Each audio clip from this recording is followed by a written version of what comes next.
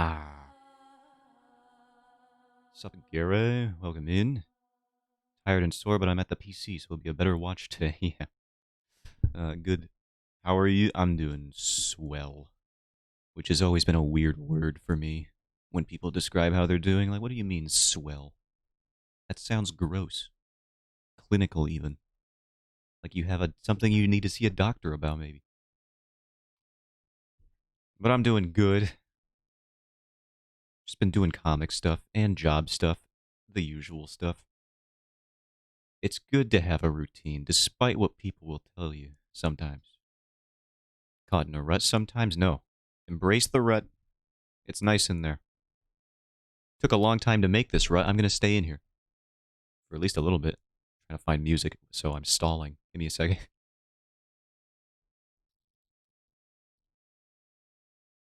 Yeah, you are swelling. Thank you for noticing. Let's do the Jazz Ghibli thing again. I made fun of it so much, and now I'm going back to it like every other week or so.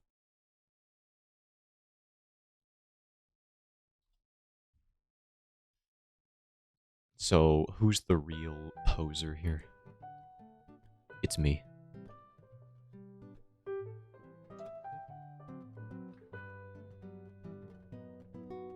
You can like things. Yeah, but not after I make fun of them initially. That makes me seem like a loser who was putting up a front. And maybe I was. I'm like, oh, who would ever listen to this? I would listen to this. And I have, and I will continue to do so. Nah, dude. Alright, let me swap over to the thing. Let me make sure the right thing is open. Okay. Taste change, but this was like... I made fun of it like a week before I started listening to it. It's not like this isn't a year-spanning opinion. It popped up earlier on like a stream, and then I listened. I was like, this is ridiculous. And then I just became accustomed to it like a week later. It changed so fast.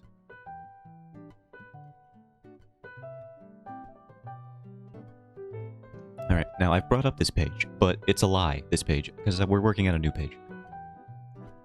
We're thumbnailing stuff. That's right, I've bamboozled you. What we're actually doing is working on the next page. And I'm a liar.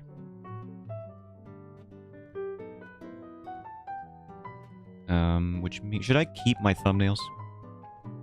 Just like in general? I think it wouldn't be the worst idea to keep them. Maybe for like some far-off thing where people actually care to see it. So we'll just shrank some of these down. Oh, that's on 2 layers, eh? Alright. Let's move you down a bit. People can see how awful comic pages truly look for 90% of their creation period.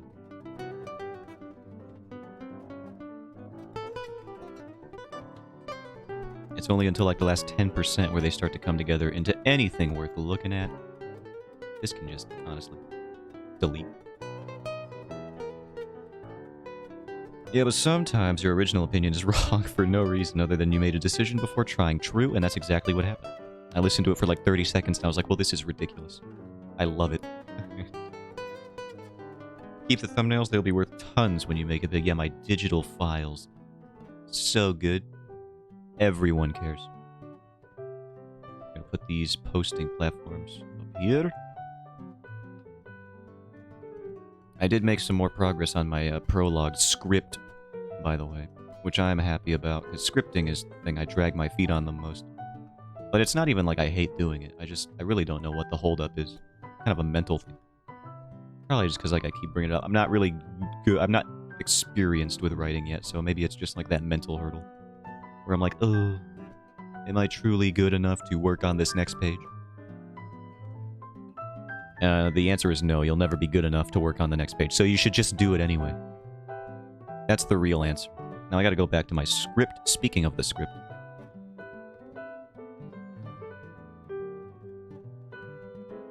So that I actually know what I'm thumbnailing.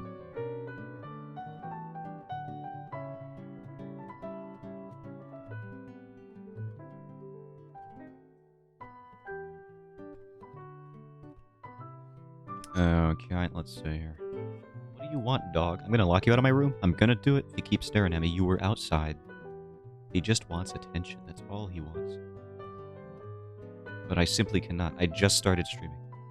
I stream for 2 hours out of the day, and you come here now to look at me in my eye because you can't look at two at the same time. I'm not an artist, but the one panel with just her eye looks weird. Yeah, I'm gonna obscure most of this panel with just her eyeball. Don't worry about it. I'm gonna... This isn't just how the panel's gonna look. There's gonna be other stuff in there, which I will adjust later if need be, and it likely will need be. This is not the final. I'm also gonna throw in, like, background stuff, because I haven't done that yet for, like, these two panels. Yeah, stuff's not done yet. Don't worry about it. I'll fix it. I'll fix it in post. Don't even freaking worry. It'll look like a masterpiece. I don't mean the eye, by the way. I'm going to obscure this whole void, this vacuous space.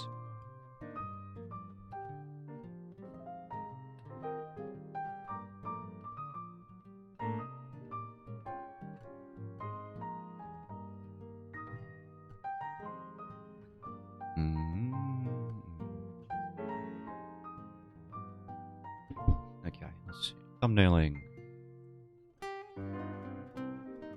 I think we're going to need wide panels, because it's about to get a little story-intensive. Up until this point, I'll give you a little peek behind the curtain. The dialogue has not been too involved. I'm trying to build into it. As Future Zotan. For Future Zotan, he's really just a lifesaver in all regards. Love that guy. Current Zotan, he's a freaking asshole. Because he's always pushing stuff onto Future Zotan's plate, and Future Zotan does not appreciate it. Past Zotan, he's alright. I mean, you can't really blame him anymore, because it's all in the past, really. But yeah, as I was saying, the dialogue is about to start getting lengthy. I feel like I have 12 pages of preamble, and we're about to start getting serious. Let's check the last page again, so I know what we're working for here. He's here. Is she's proximity here? Okay.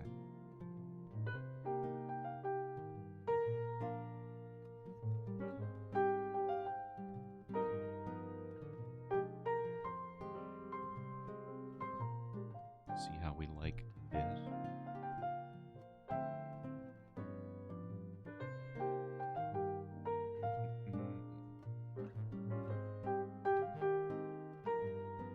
I've seen some comic creators do this whole thing, where they have multiple speech bubbles coming from the same character. I'm gaming while watching, so if I don't respond, that's why. Don't worry. I would have rambled with or without anybody in chat. I'll find a way. Keep myself entertained.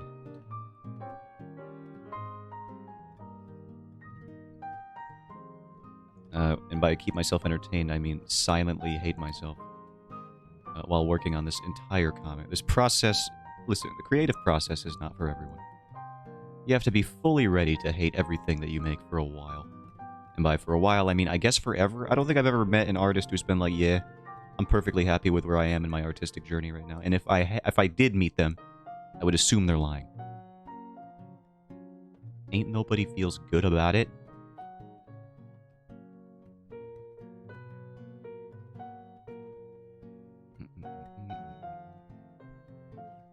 You know, there's that phrase, you are your own worst critic, and it's true.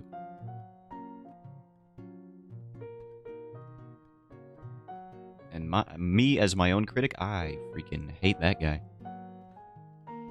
If I were to leave reviews of myself in magazines and such, I would demand that my own articles get removed from circulation.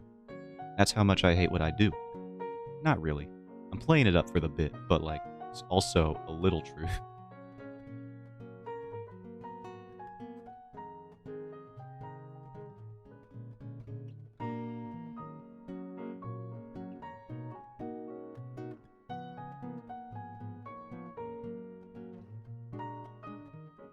I'm spending too much time on these thumbnails. These aren't even the ones I'm going to use. I don't think.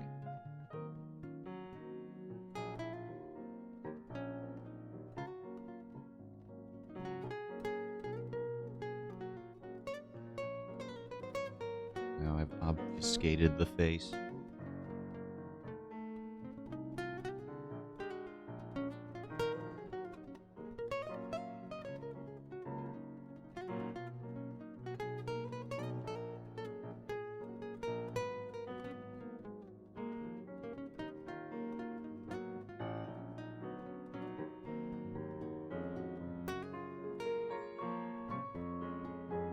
trying to work on composition. I don't know why I'm planning on... You should not be planning on composition in your... Well, I guess that's the only thing you should be focusing on in your thumbnail.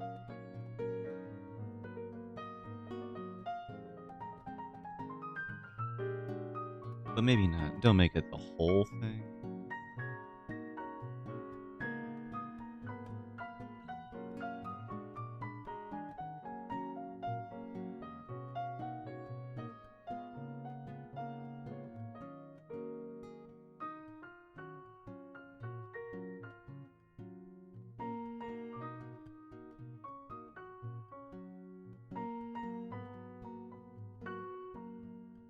Don't be afraid to let your speech bubbles hang outside of the panel a little bit. Some people... You don't make a tangent, obviously. But I've seen so many comic standards where they're just like, no, it must be in the box at all times. It does not need to be in the box at all times. You can let it be out of the box. Think outside of the box. If you need a little more space, then just create the space. Some people do. I've seen it where, like, in newspapers, in old comics, they literally just cut it off here. Yeah, they just don't, because I assume in newspaper you're not really allowed that kind of luxury. Speech bubbles outside the box. My immersion. Yeah, I know. But it's like, I guess if you're working for a newspaper, they don't really... you can't just be like, yeah, I'm going to use up this space, because they're probably just like, no, actually, underneath that, there's going to be an article, so screw you. You're not allowed to go outside the box. But I am working on an independent webcomic, so I can do whatever I want. Within reason.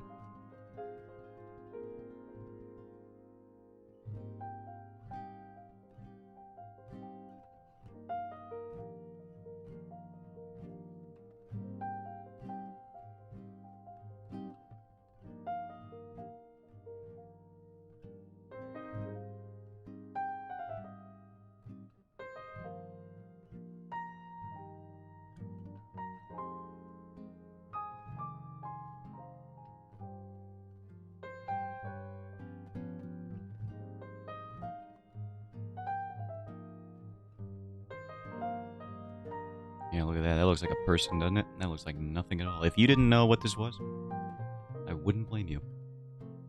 Because that looks nothing like what it's going to look like in the final.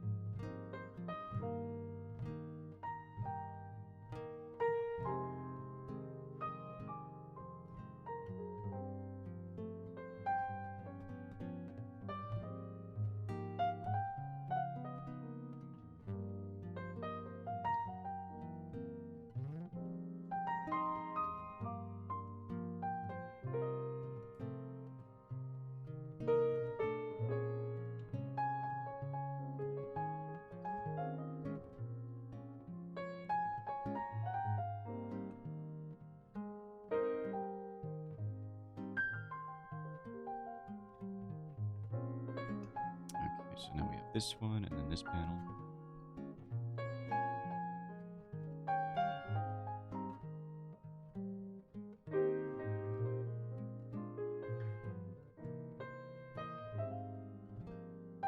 What should I draw for this one?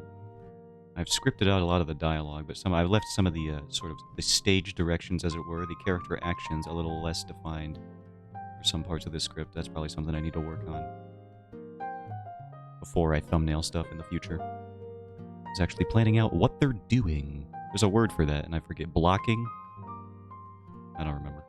What your characters actually do in a scene while they're talking to each other. It's usually used for TV shows and film, but it can be just as relevant in visual comic making, I think.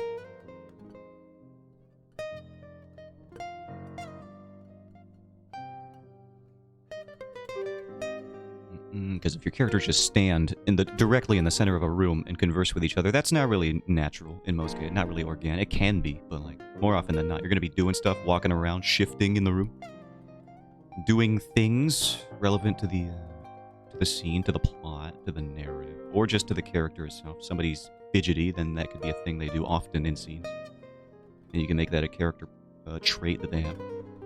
But rarely do they just stand there. So I'm trying to figure out this stage direction on the fly here.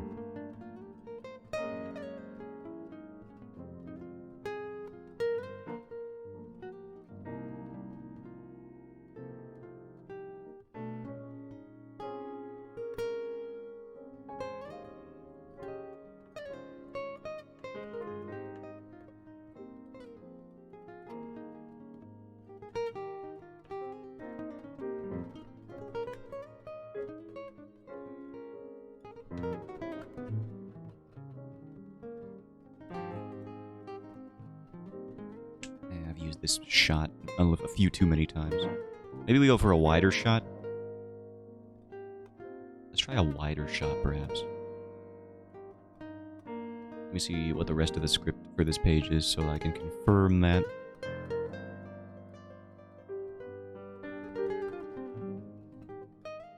We could do a very wide shot. And we can get rid of this panel. This can be the freeform panel. The borderless panel, as it were. Get myself more freaking space.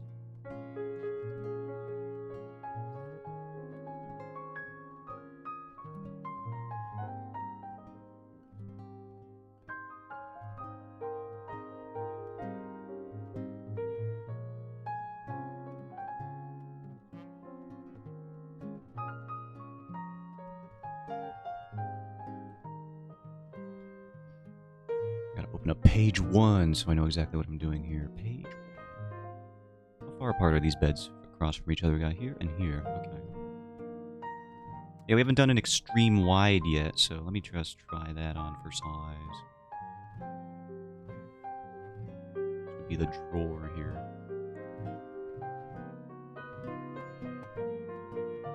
It would help to get bearings on the room, I suppose.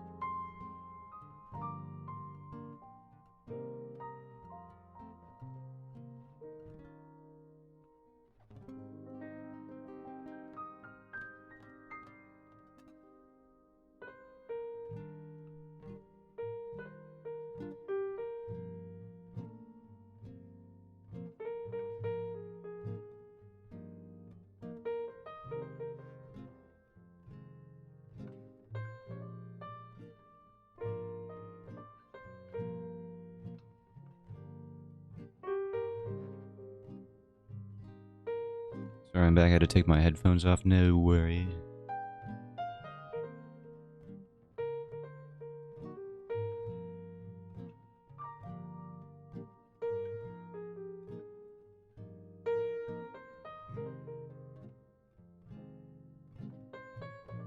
I've just decided to go with an extreme wide shot for this panel because I hate myself. We'll see how that goes.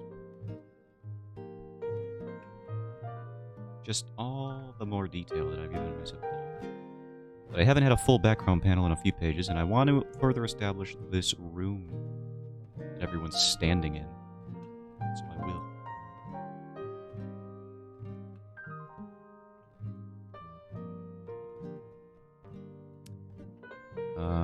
Do we have? Do I have words on this page? Can I bring this one up?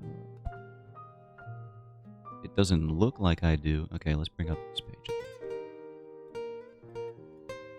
Okay, we have this. So she's standing there, and then he's over there, and then we can open probably page 11 too. Yeah, there's no words on this one either. Good.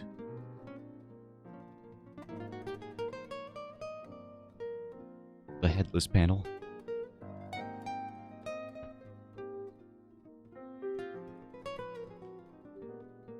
Page 10. So she's here. He's there. He walks away. They're looking under the thing. She's standing in front of the thing. Right here, and then he walks back over to her.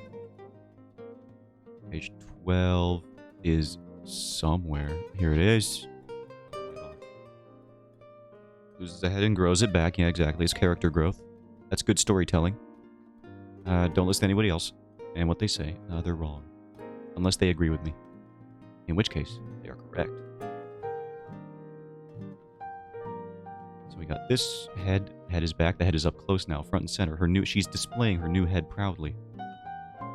Lowering it slightly in embarrassment. Not knowing if it looks exactly the same as the previous one, but it does.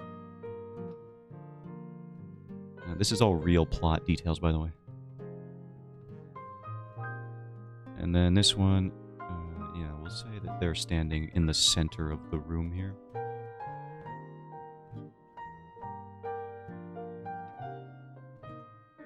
This is what people look like in thumbnail. Don't write that down. Do not.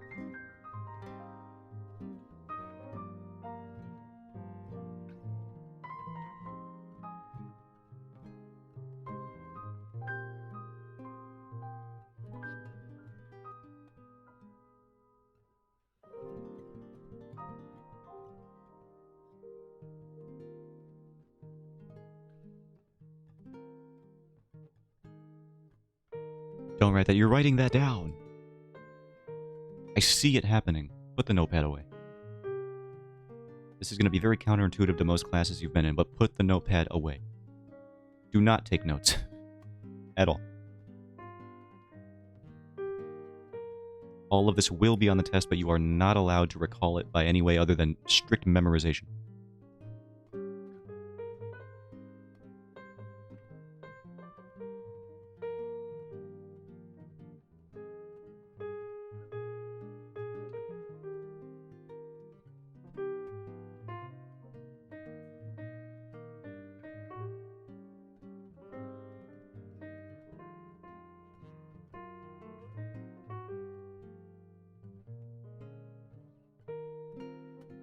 Don't take no. What is that notepad still out? Do I see that? I'm gonna send you to freaking jail. Might be a little intense for an educational institution, but I have the power.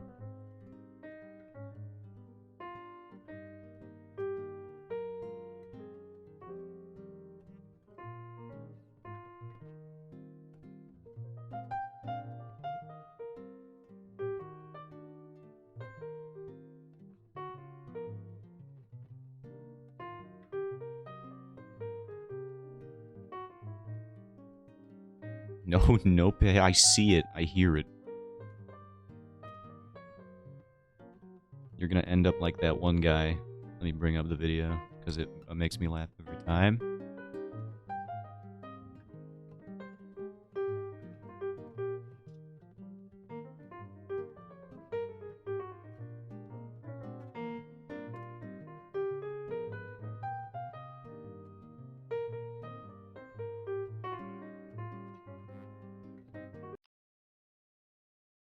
Your professor forbids laptops.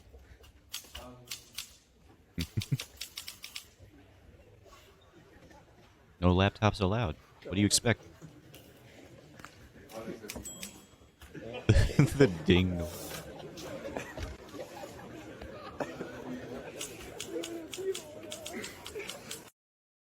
He got what he deserved on that professor. He got what he deserved. Banning laptops. What do you expect? Typing is faster than writing. Yeah, but typing on a typewriter is noisier than typing on a laptop.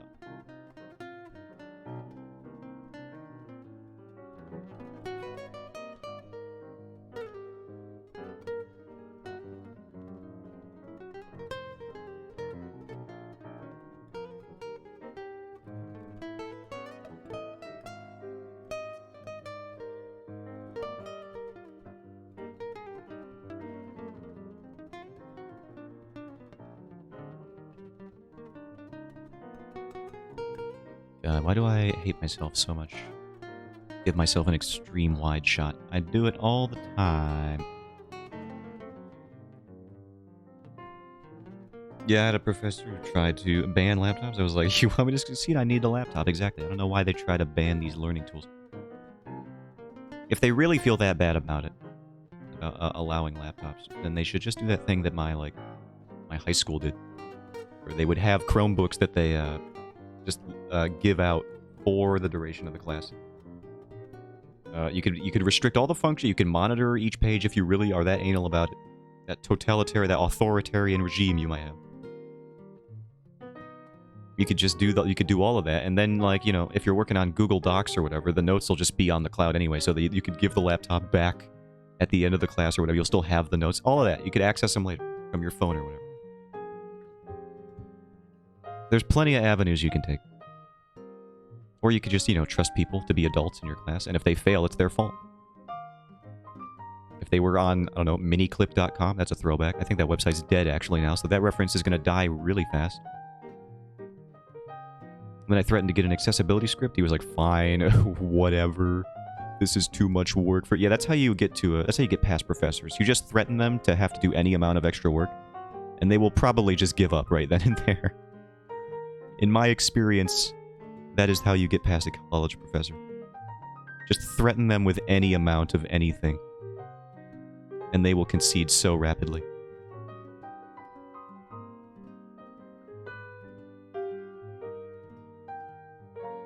Unless they're one of those. There's two types. It's not even a spectrum. It's a binary scale. They're either the kind you can threaten with literally having to do one additional piece of paperwork, and they'll rearrange their entire day to just let you do whatever you want, so as to not have to do that piece of paper. Or they will be completely hardline, like, oh, one piece of paper. I'll do thousands of pieces of paper just to spite you and uphold my natural order as the college professor. And it's like, all right, dude. I get it, you're on tenure, you feel like a god these days, but you don't gotta be this way. You don't gotta do this. I'm just paying for way too much for a class, alright? That's all I'm doing. I've just gotta get out of here. With my piece of paper. They form this adversarial relationship, and it's like, brother, I'm gonna be gone within like a few months. I'm only with you for this semester. You do not gotta foster this sort of dynamic. Professors come at you like freaking Sun Tzu sometimes. If your student is making a mistake, do not interrupt them. It's like, no, you have to help me. That is your job. I'm reading my script one second.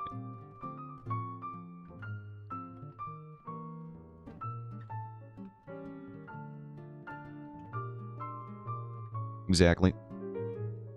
I think my favorite thing was in my Hardware Plus Cert class. This guy would watch YouTube all day long on his assignment PC, so while he left his PC unlocked while he was away for 20 minutes, Professor put a redirect in his host file on the PC to make YouTube go to Hooked on Phonics. He should have known how to fix it, but the kid was like, is YouTube down for anyone else? Exposed. He laughed because he re-imaged his assignment PC. Yeah, freaking get owned. Absolutely. That's a very tailored kind of bullying, too, because it's like, well, you should know how to get past this problem that I've dealt you. So that's a very good one. I like that. It's a good example.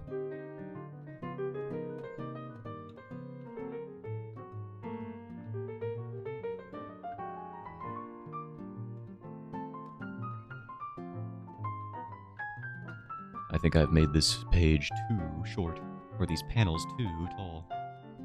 One or the other.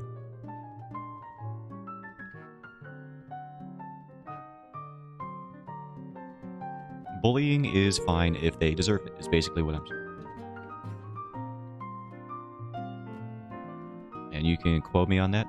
I would rather you didn't, but you can, I suppose, you want.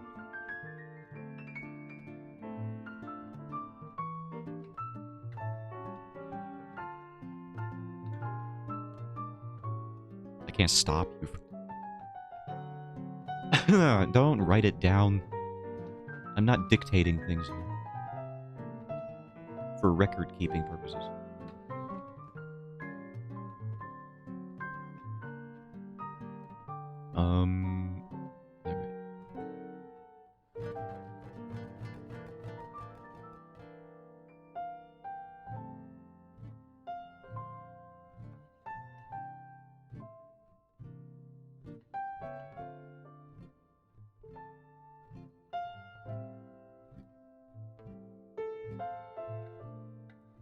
Okay. This is a door creaking open, so you gotta do a little creak. There you go. That's my pro tip. When you're making sound effects, make the sound effects. Very important, very crucial detail. Most people don't remember to do sound effects. Instead, they just write out things like the actions of the characters, of what they're doing on screen. Like glare, which is still my least favorite thing that anybody ever does in comic making.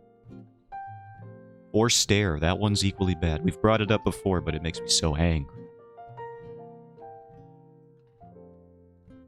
Or dash. Dash is another bad one. That's pretty egregious. Like, we can see them doing that. You don't have to do that. Smile. That's a pretty bad one. Any facial expression?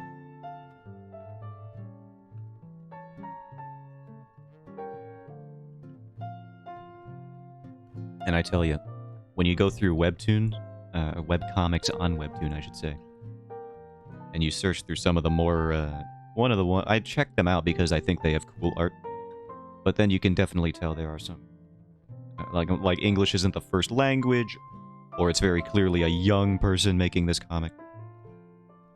Smile is Nipa? What is that? Oh, I understand. In Japan, most of those have sound effects. I see. A smile has a sound effect? What a weird cultural difference.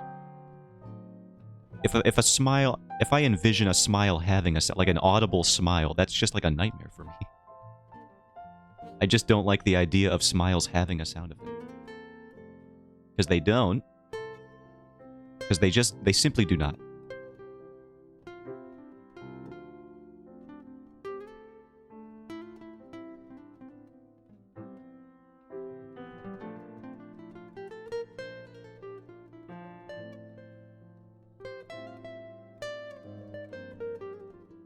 Unless you have like a really wet smile.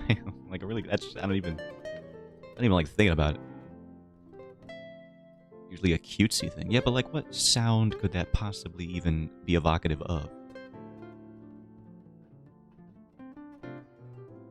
Or however you spell it. I don't know. I think that's right.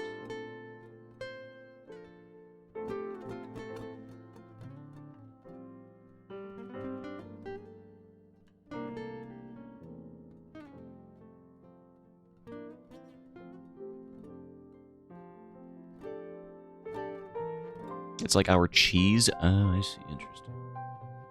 But we only do that for photos is the thing. We don't just have that like as an ambient sound effect. Could you imagine if I wrote cheese every time a character smiled in my comic? Nobody would know what the heck I'm trying to convey there. That wouldn't make any sense to most people.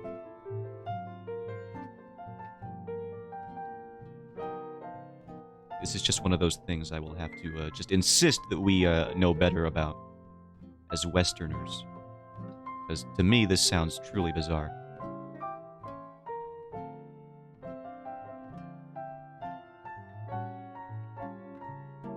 Just this one. I'm gonna die on this cultural hill. And only this one. There's not a lot of other cultural hills I can die on for the West, so this is just one of the ones that I feel like I can actually die on. And be fairly confident about. Kind of different. It is hard to explain. Yeah, I can imagine. I'm not fully aware of the intricacies of Japanese culture. Specifically in regards to their onomatopoetic usage behind actions. Like smiling.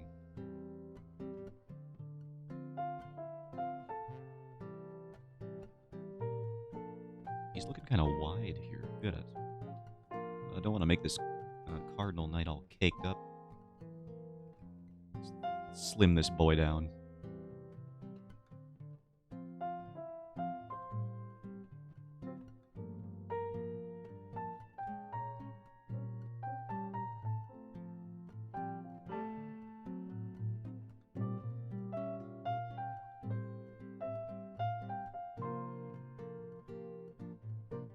Move you down here.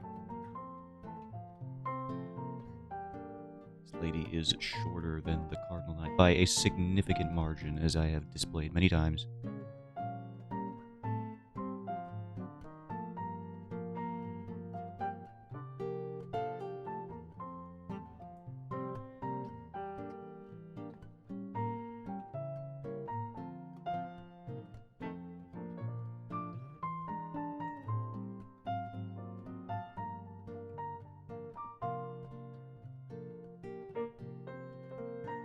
So we got this one.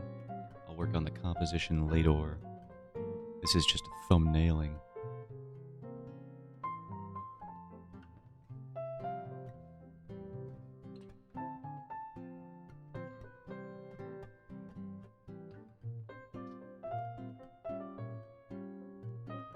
Okay, let's see.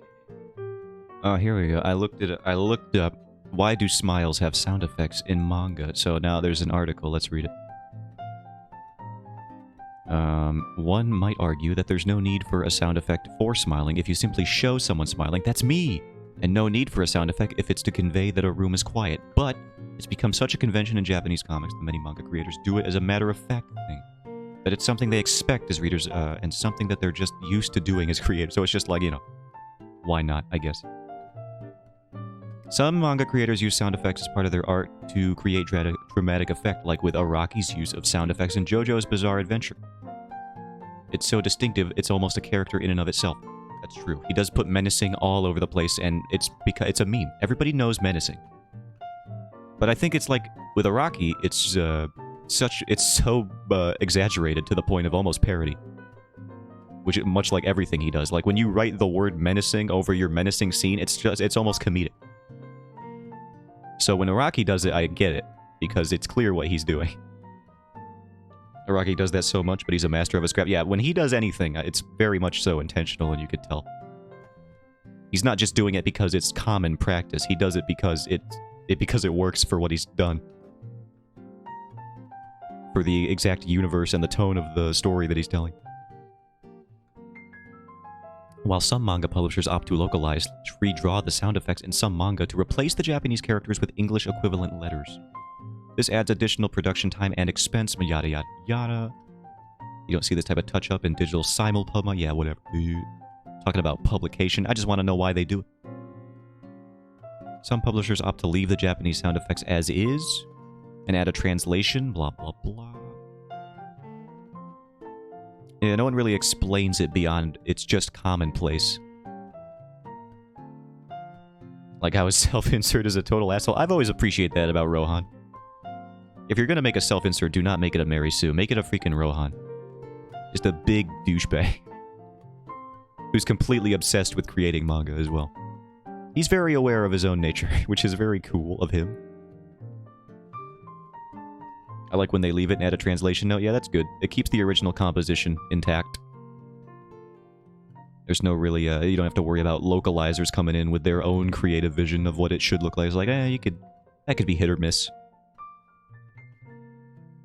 How far have you watched for JoJo? I've watched all of it.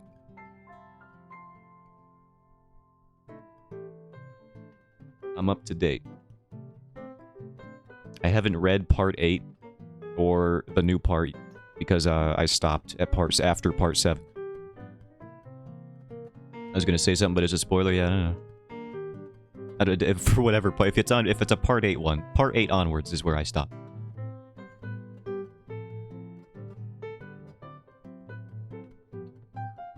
And also, it's been a while since I've read part 7 anyway. Would have to re-up myself on that. Or I could just wait for the animation at this point, because it's the next part that they have to do.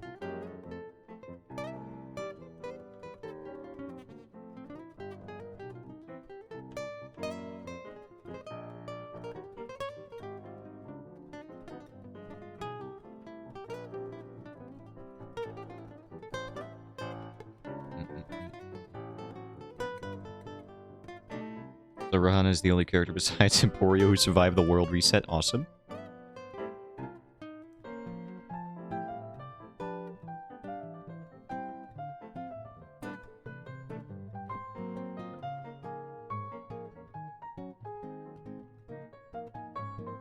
He was working too hard on a manga for a deadline to be bothered. Yeah, that does sound pretty much intact.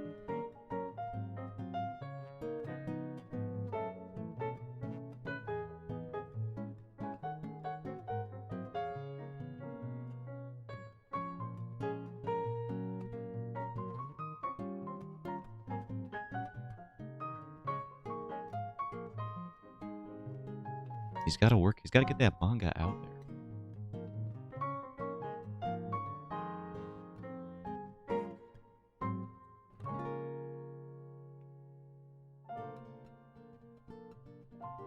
When the world sped up, he just got faster to make up for it. Yeah, why not? The world doesn't need to change. I need to change, says the comic artist in the comic industry.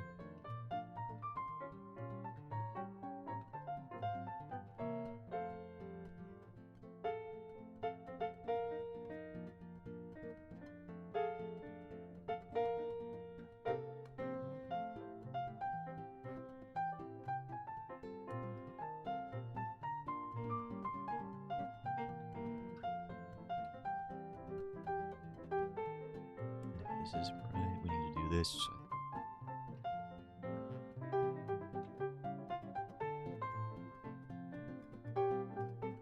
Or maybe we reverse it. No, because if the action's opening here. Or maybe we should. Let's try what this looks like.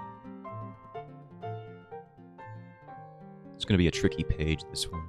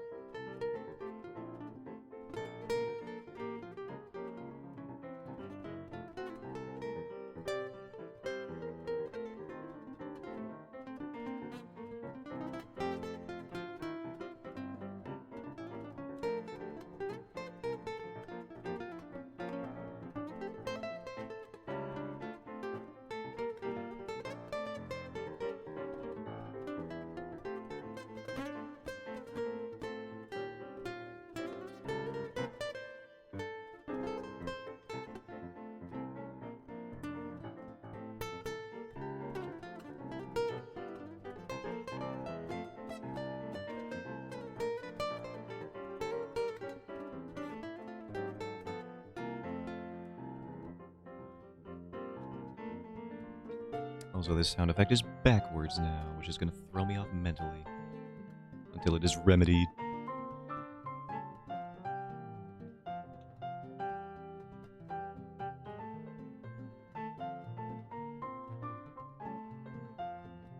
And then we should be right on pace to just put this here.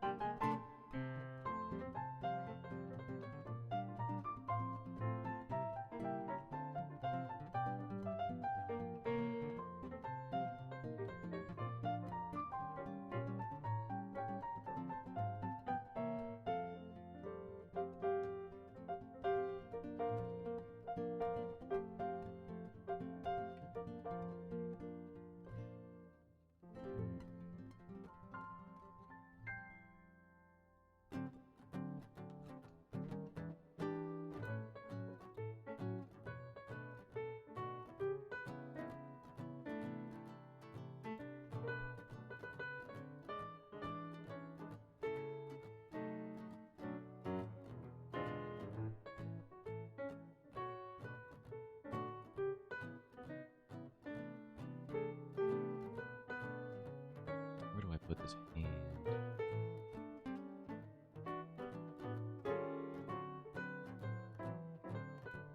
That should be good for the thumbnail anyway.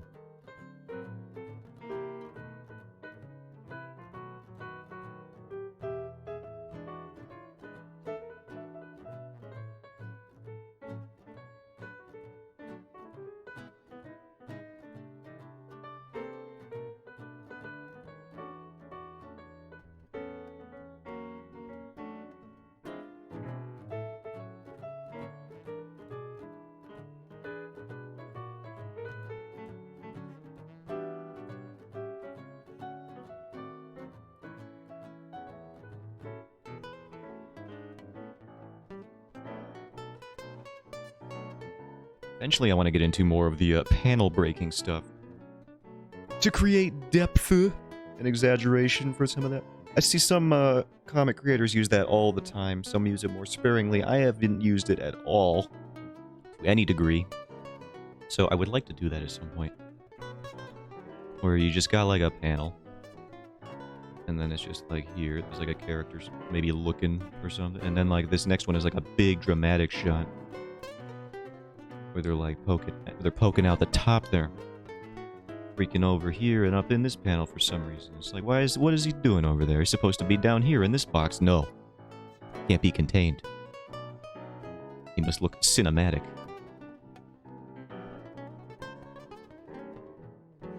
So I want to do some of that.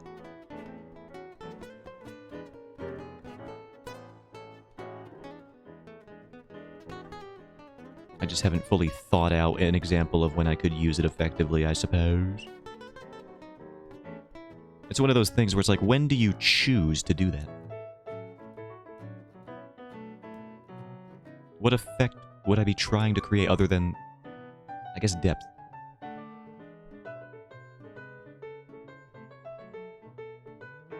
Can't be contained, must be the center of attention. I didn't say anything about that. For me, I'm just saying for that character, hypothetically, that may or may not exist. Maybe. Alright, now this is supposed to be a template page, so don't worry about it, just gotta delete all that. Get rid of all that. There we go, okay. Give me my border color. Somewhere around here.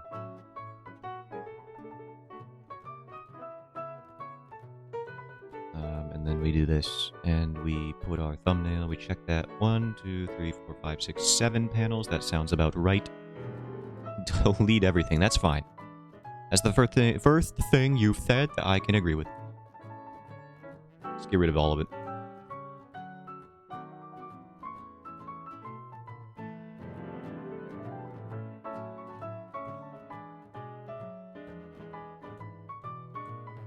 Thumbnail, we should move this over here. We're gonna be messing with it so much.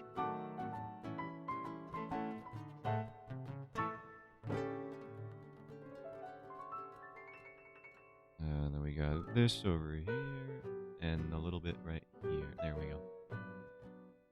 Guys, when my sub to that channel ends, I don't know what I'm gonna do. Yeah, you won't be able to do nothing. Unless you resub, perhaps.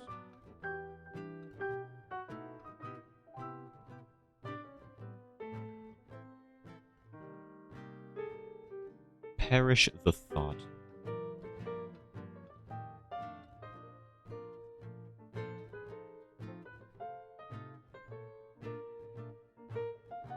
I'm making new emotes tomorrow. Nice. Tomorrow. That's not a word. I don't know why I said it. It's not even real.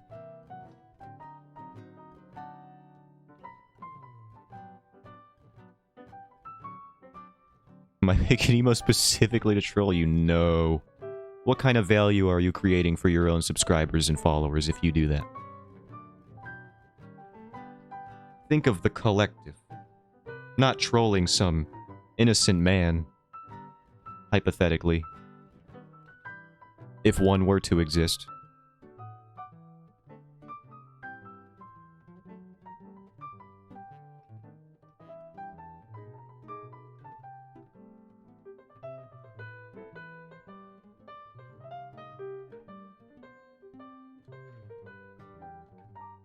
Why is this not working? Excuse me, can I like... There we go. I don't know why it wasn't adjusting. I can make it my tier 3. No one subs. Why would you do this? Maybe if you created a good enough tier 3 emote, they would flock to it. And you could make millions. But instead, you've wasted it. You would sooner waste your opportunity to make billions. Trolling me. An innocent guy who's done nothing wrong.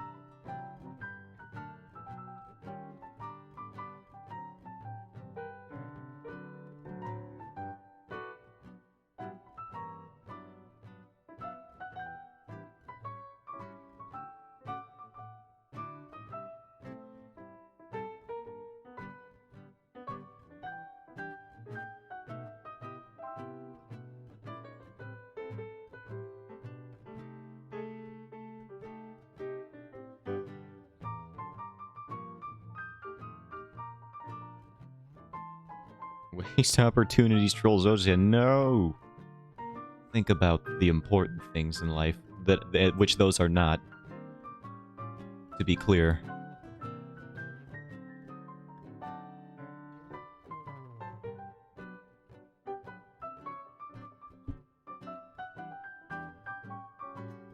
Alright, I think we've got a decent start here. What is the last page I made? Chronologically, page 12, but I think it's actually page 13, so we'll say this is page 13, actually page 14. It's not confusing.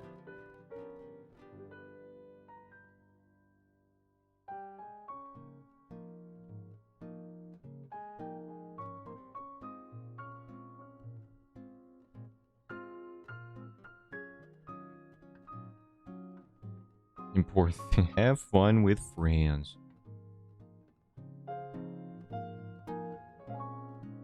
And what could be less fun than antagonizing me? That's just my opinion, of course.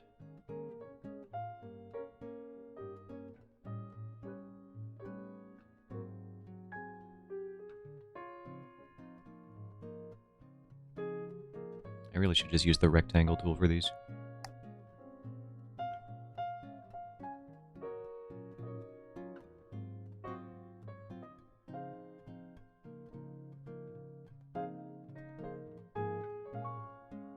And just embiggen them.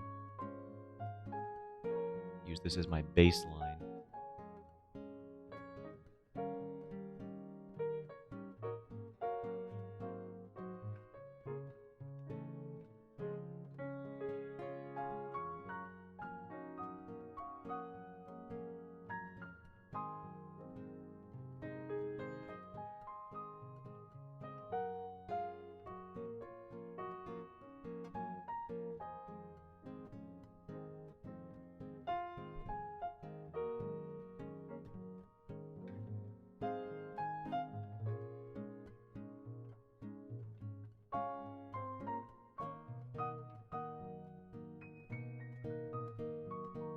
And oh boy, it's time for this one.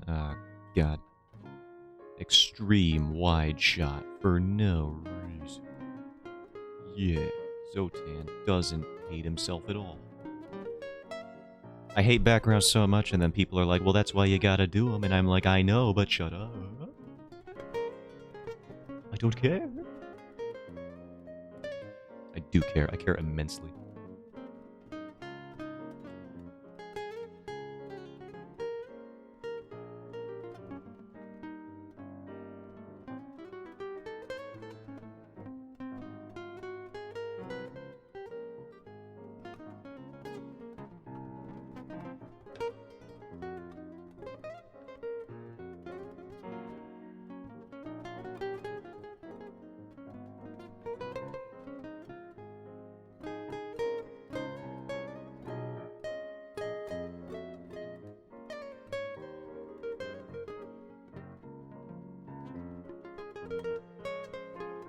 And doesn't hate himself. It's true for the purposes of this discussion alone.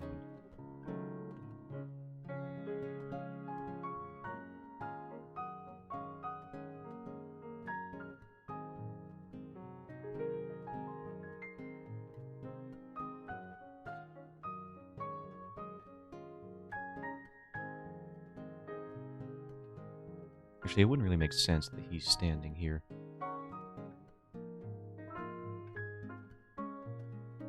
That's like against the wall, so get him out of here.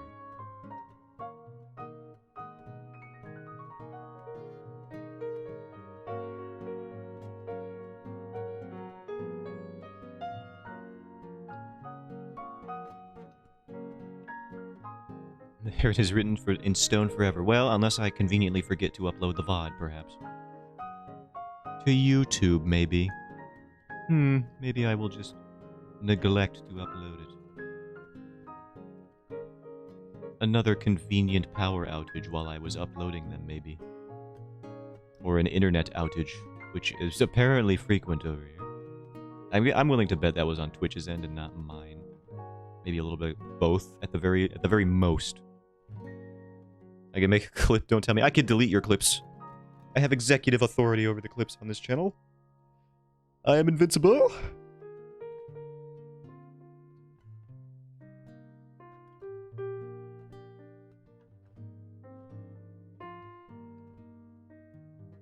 And then after 7 days, which is the pitiful amount of time that Twitch lets VODs stay on their platform, unless you're an affiliate or a partner or have Twitch Turbo, it will be gone forever. Nice voice crack. Thank you. Thank you. I've been practicing.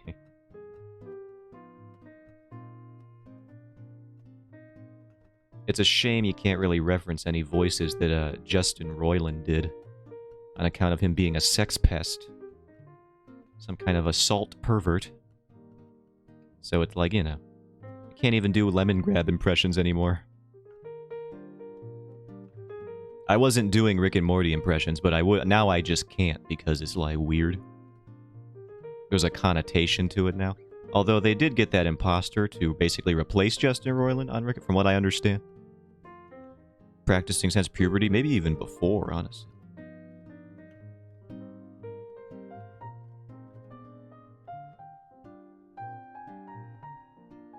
Has anyone ever asked a child to imitate what they think a voice crack sounds like? I'm kind of curious to see what their interpretation of a voice crack is, having never experienced one. Like, if you just ask an 8-year-old, hey, do your best impersonation of this voice crack, this clip right here, this audio, and then you just send them or show them somebody having a voice crack. What sound would they try to produce?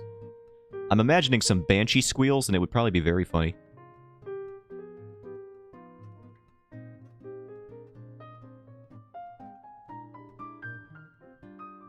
That's my proposal for a segment on Kids Say the Darndest Things, or whatever that show's called. Is that what that show's called? Kids Say the Wildest Things? I don't even freaking know, dude.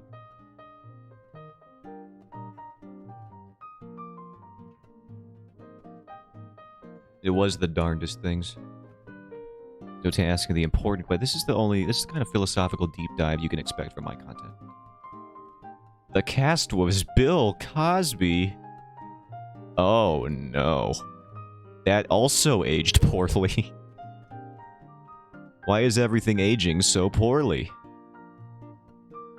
Huh.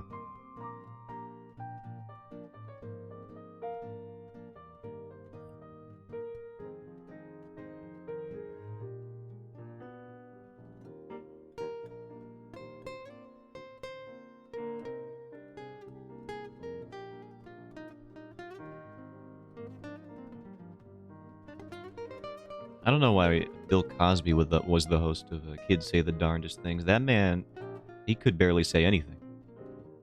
So whenever he rambled on, that would be the darndest thing I'd ever heard, if anything. In my opinion. Sometimes he just said sentences that were syllables. Disjointed, unconnected in any conceivable or coherent way. He'd just be saying... Bill Cosby just be saying stuff sometimes.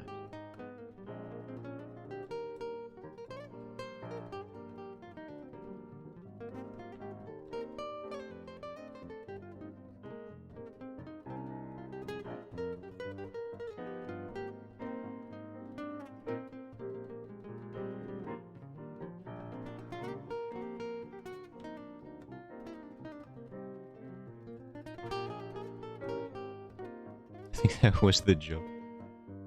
Were they all in on that? That him hosting that show would be a funny thing? I don't know if they got it.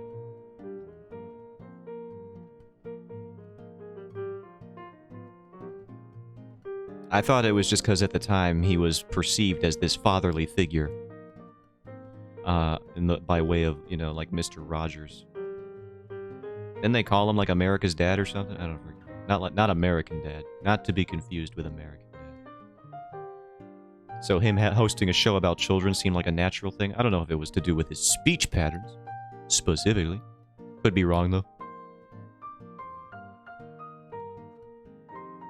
Yeah, they called him America's Dad, which is so unfortunate. Why not both? I suppose it's possible.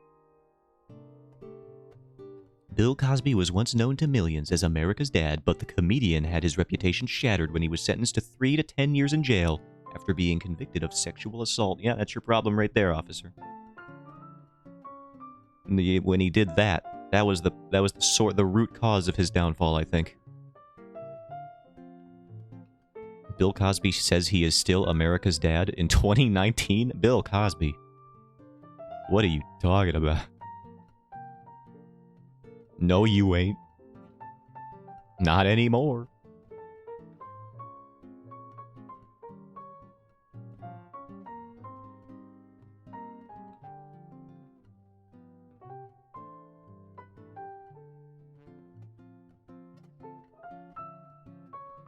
That's enough talking about Bill Cosby, I think. People make stupid decisions. Never. I would think that goes even more than just a stupid decision.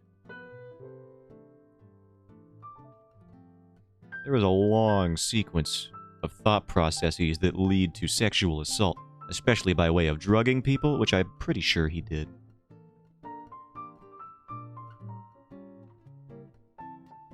If I remember all of that correctly.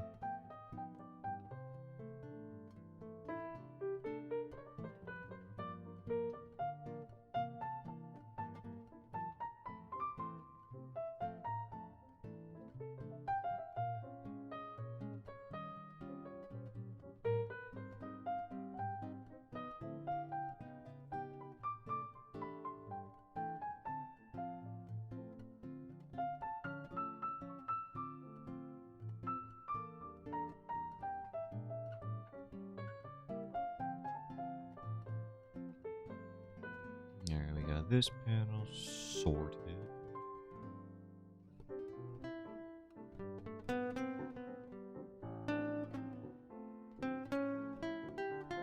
We'll need to adjust the hand placement a little bit.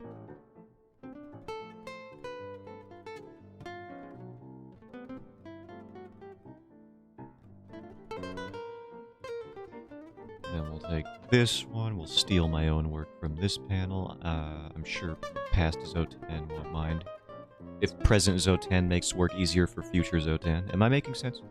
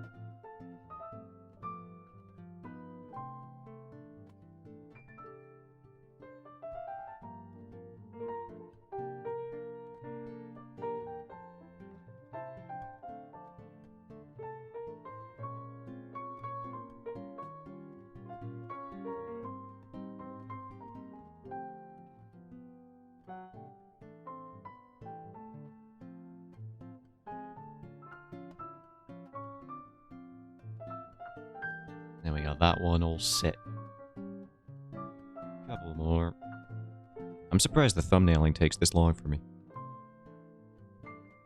I see some people say they thumbnail like an entire chapter and they just have it in advance ready. I was like, I don't know if I could do that. I don't know if my workflow would allow for that. I'm already struggling to keep up with scripting, although I did work on it quite a bit. Could have worked on it more.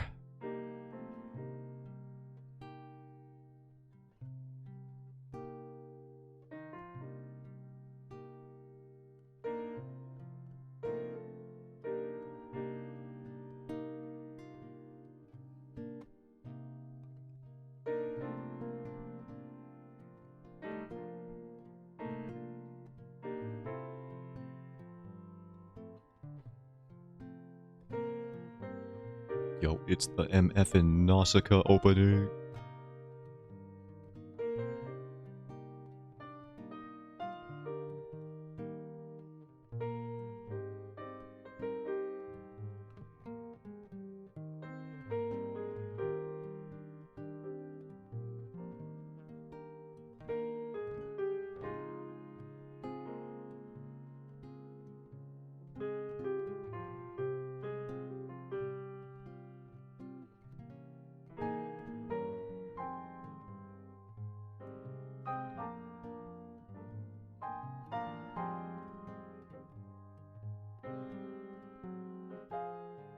And the thumbnails are done.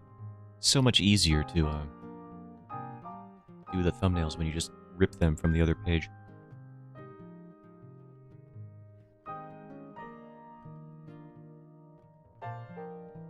That being said, I still think touching them up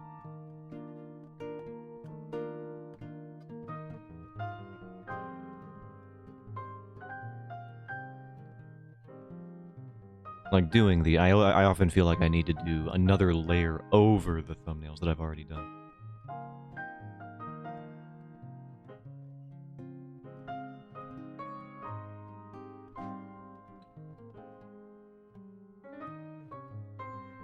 Which might be a bit of a redundant step, but some people, I see them do, like, multiple sketch layers for these comic pages that they do.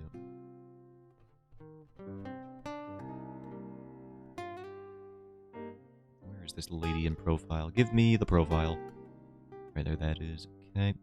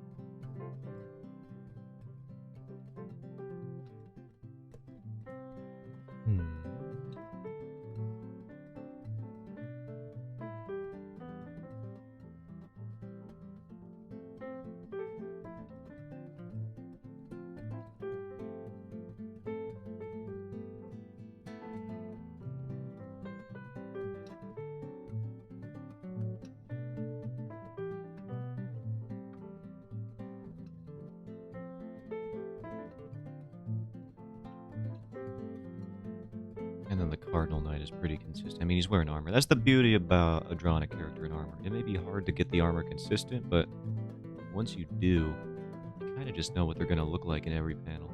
And that's very relieving. You don't got to do any facial expression design, any nuance, etc.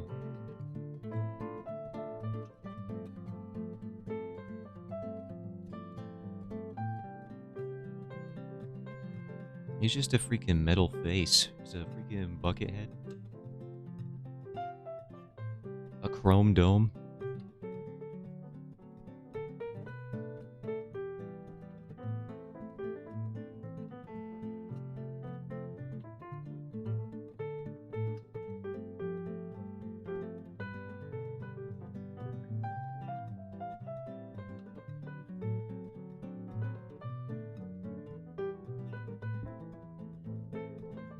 Where do you think you're going? You canine you? No, he's just laying down. But specifically in a way that he's looking towards the door. If you want to leave, you can just leave. I'm not keeping you here, brother. The door is open. You can see it. You're partially deaf, not fully blind.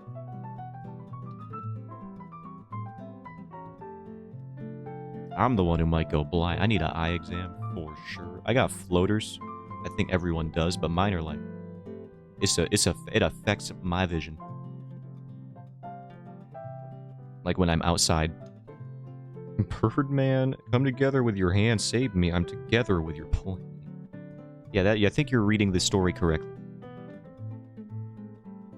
I think you are definitely reading the nature of this gentleman 100% accurately, and will not be disappointed by this final release.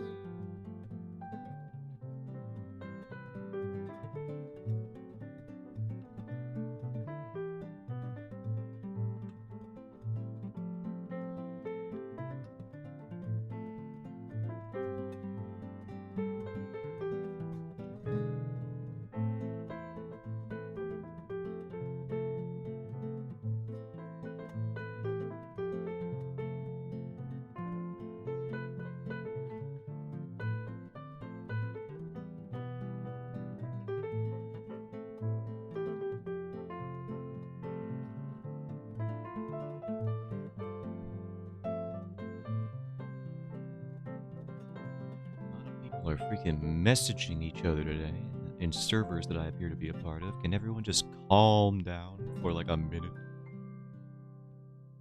I suppose I could mute my phone, but that would be too much of an easy and effective solution for me. They're just looping that. We heard this one at the beginning. What do you think? I got short-term memory? You'd be right, but this time I remembered something.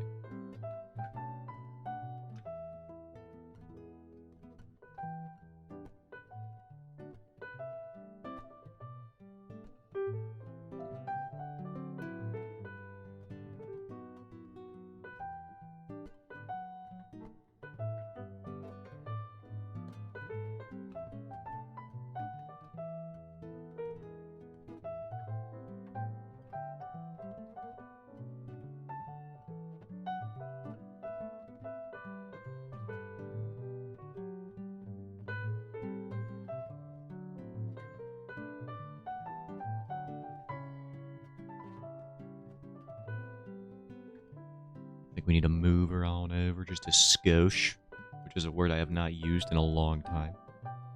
Just felt compelled to in the moment. Felt right. And actually, it feels wrong now that I have said it, but it felt right when I was going to say it, you know? I don't think I can pull off the word skosh. It's one of those words that you can pull off or not. Excuse me, my dog, I hear you over there.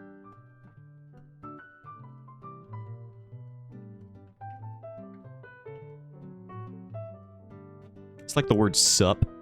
Like, I can't pull off sup. Some people can pull off sup, but you gotta be cooler than me. Which is not a high bar, to be fair. But, like, I cannot pull off the word sup. If I say sup to someone, it comes off as very uncomfortable, in my opinion.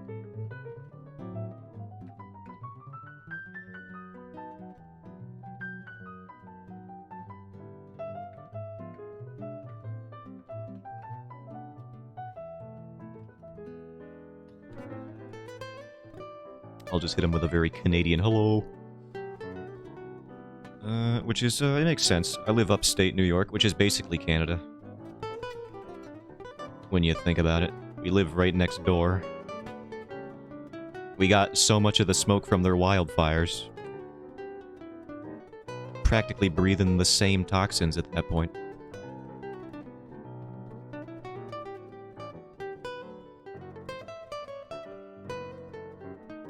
Dude, I live next to Canada. Where your sky's orange.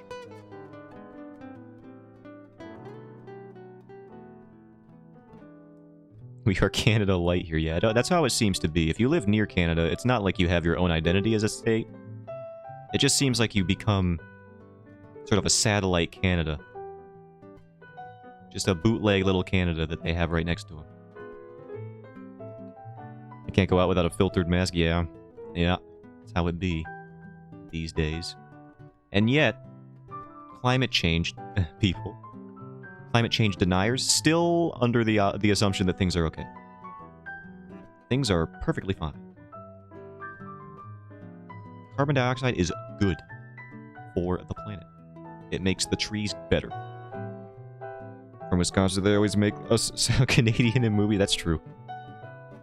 I can just verify that based on my memory of stereotypes of Wisconsinites.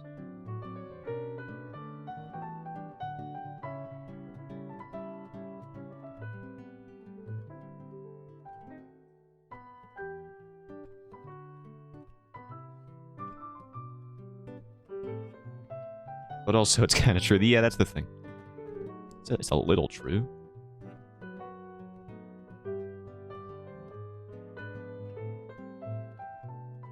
I feel like we would get that if upstate New Yorkers, it's not New York. No one's ever said New Yorkians. That was just something I made up.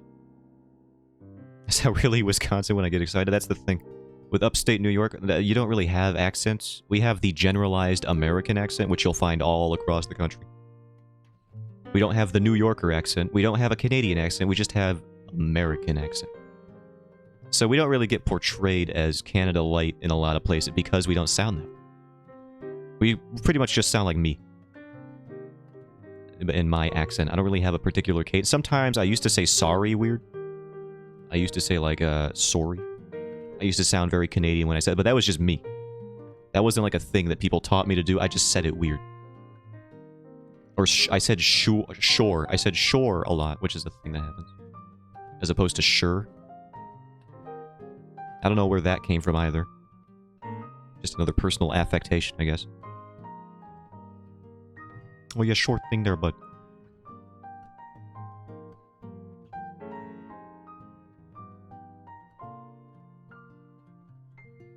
But for the most part, I think we get away with it. Just being this close to Canada without being portrayed as what we truly are, which is discount Canadians. Because, again, we don't really sound like that. Or in any way specific, I would say. I'm also partially deaf, so sometimes I say words wrong, and I don't know how to say it right. Like, what liquid do you put on cereal? Water. No. I put milk on cereal. Some people out here be putting water on they cereal, and like, at that point, you're a serial killer. In more ways than one, in my mind. People say I say milk. Yeah, that's another common pronunciation. I've heard milk as well. That's one. I don't know where that comes from. Or what dialect that is. Regionally. But I've heard that one. Get a glass of milk.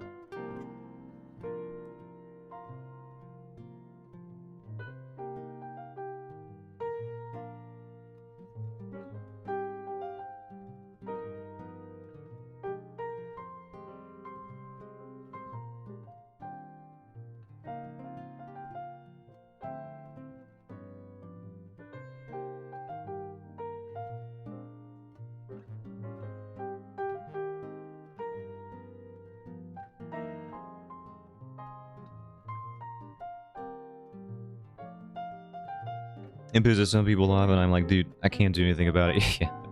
I'd never get mad at someone over how they pronounce things. Although, first of all, it'd be very hypocritical of me, of all people, to get mad over how somebody speaks. When I am so often flubbing my own words and sentences in ways that are almost inconceivably bad. Like, how is he even saying it that wrong? But it happens.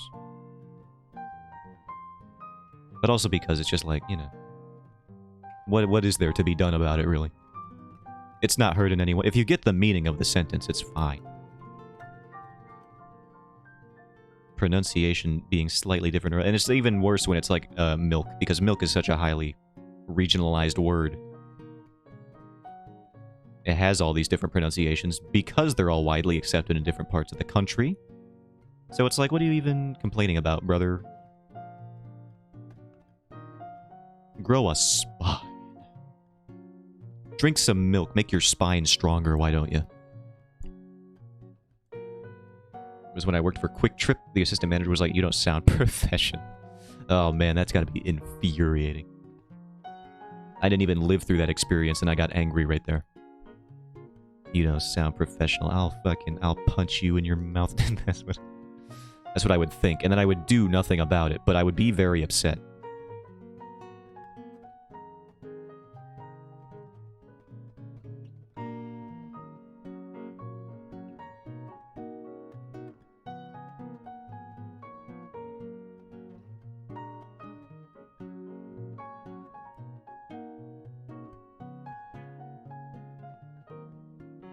Heaven forbid that person encounter anyone with a southern accent. I can only imagine how non-professional they think those people sound. Just for having a different sounding voice.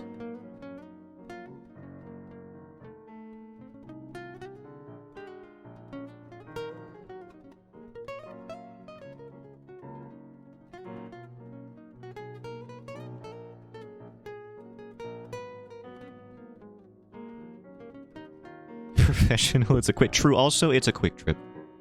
They're here for gas and convenience foods. They don't care how I pronounce anything. Yeah, I doubt they even recognize that you spoke to them. You could give your typical, like, cash register attendee spiel of, like, is this all, or did you find everything you're looking for, or something like that. It's like, do you want change? Do you want a receipt? You could just replace all that with, like, a verbal grunt, and then, like, they would give you an affirmative grunt. And that would be the same amount of effort into the interaction. Just like, that's all you need to say at a quick trip. Just a questioning, like an inquisitive grunt, and then an affirmative grunt from the customer. That's all that needs to happen. That's it. That's all that needs to transpire. No professionalism. Honestly, why say many word when few word do trick? I've been saying this.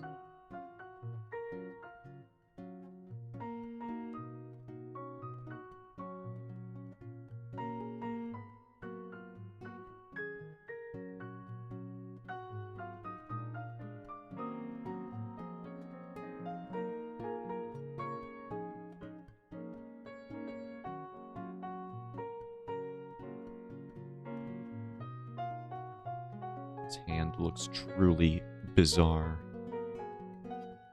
Not in the cool way.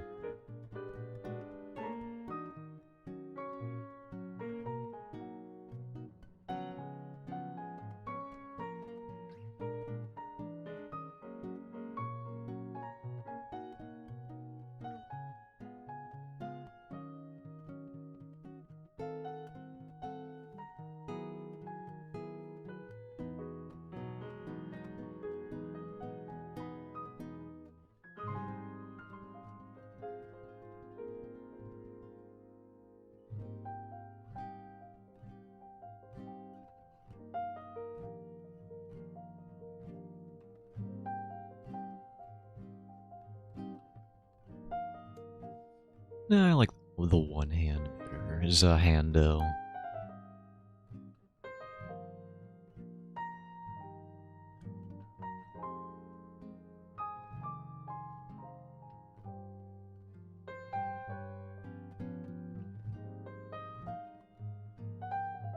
Time is it?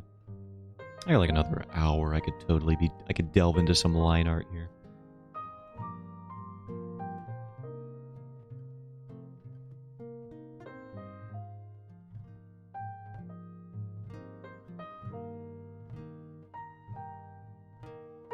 After I get the thumbnails out of the way. Oh, we're at 20 followers again. Look at that. I can have another 20th follower celebration. Interesting. This time it's going to be different. Instead of nothing, I'm going to do the lack of something. It's a new take on it. A new twist on an old classic. I think people are really going to enjoy it this time. Woo! 20 followers again. It's great. It's so touching to have reached this milestone 3 times. We celebrate Wednesday, sure. That'll be the celebration.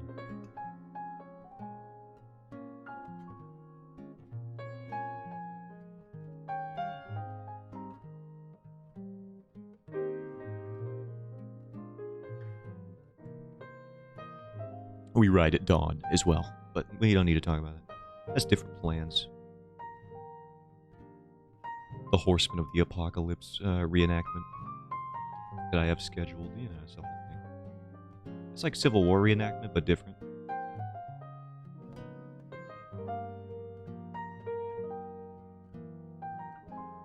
One thing I learned about Michael Wincott when I was looking up that lad for voice acting Scroop in Treasure Planet.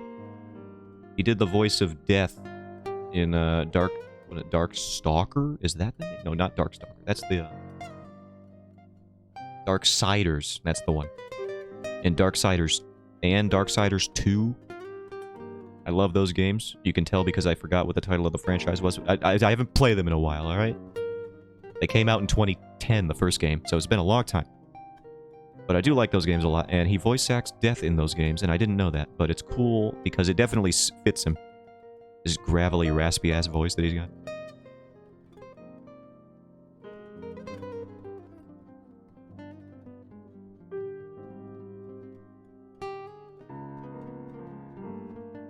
I also found the female equivalent of his. I have to look up her name. 1 second.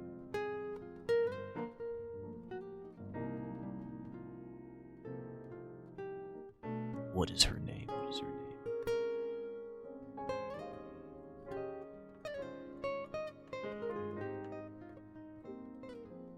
I'll find it.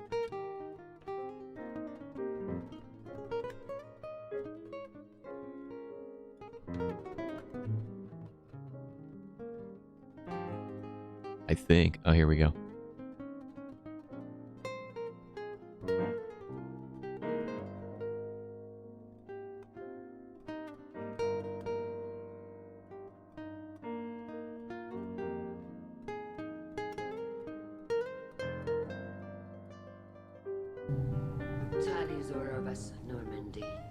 I'll have to find a good clip of it.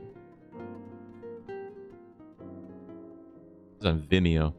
You have to believe me. I didn't do this. Relax, kid. We know it was a break-in, but... Oh yeah, this voice. This voice is great. This is the loudest I can get it, by the way. That doesn't explain this. There's a lot of restricted items here. Like, just listen to that voice, dude. You want to tell me how you got them? Hey, be careful with that, please. I believe someone should have said that earlier. I should really watch this show. Her, yes, I love her. She's great. Last time I checked, science didn't require illegal equipment. Like, my Was this God. approved by the Academy? Who authorized your research? It was an independent study. Who are you, anyway? I'm assistant to the Dean of the Academy, who it may serve you to remember is also head of the council. He sent me here to ensure that any, according to my... Let the lady the speak. council.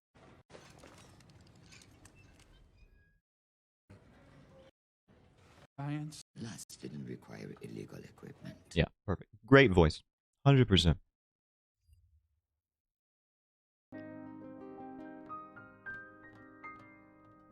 Basically the exact same tonal quality as your Michael Wincott. Just 100% gravel. And it's amazing.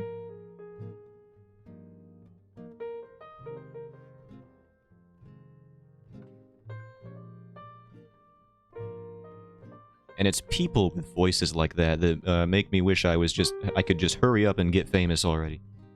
So that I could just demand to work with people like that.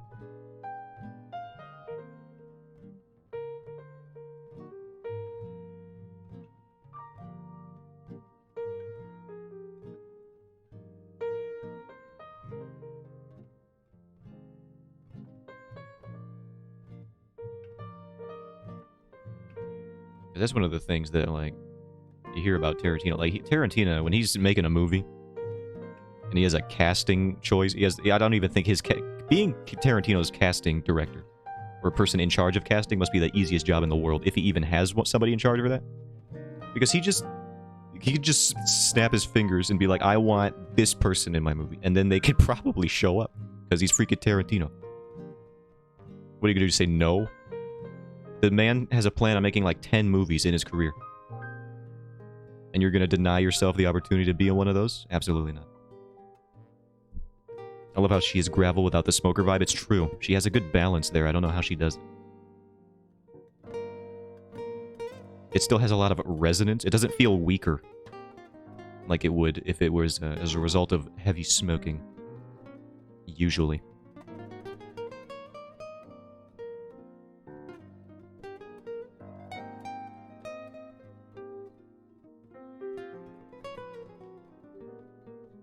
And that's how you know they was just born lucky. They got that golden voice.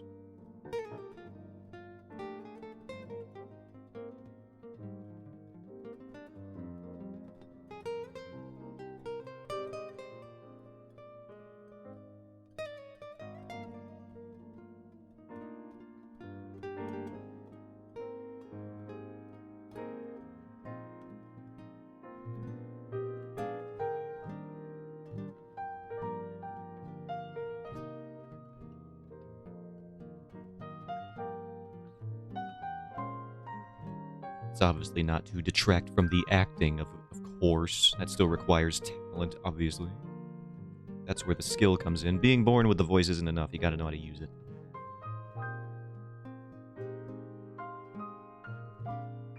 Take someone like Troy Baker, for example. Born with a very normal-ass voice. But he knows how to act. So he makes it work.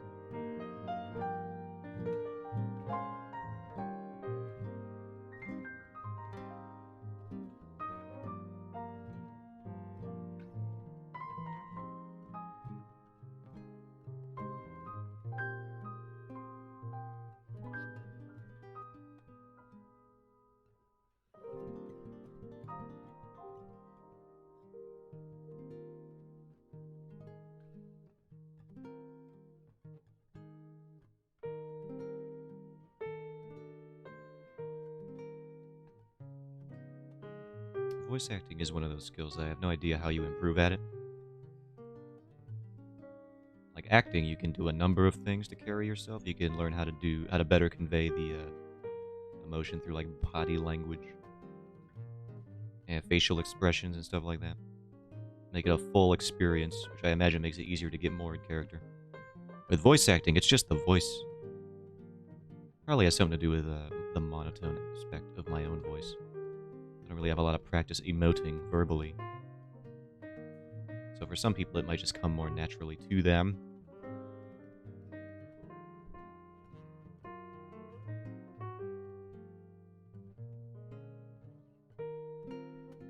But like, how do you get better at doing all that?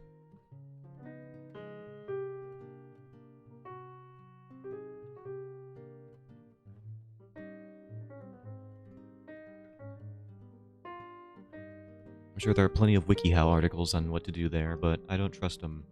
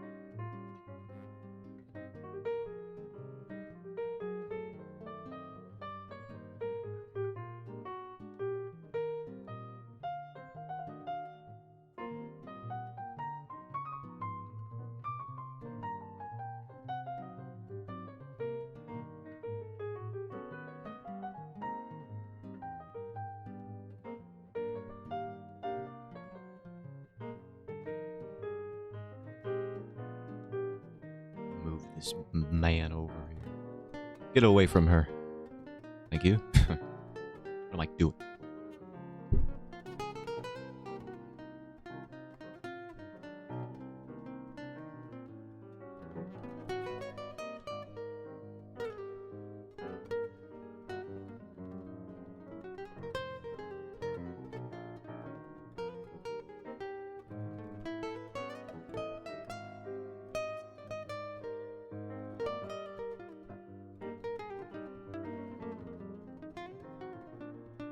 Now this panel I'm actually going to work on later. Because I haven't fully settled on the character design for this man right here being in the center. This guy, I haven't decided on what he's going to look like 100% yet. So that panel's going to have to wait. I'll probably work on that later today. Finalizing his character design.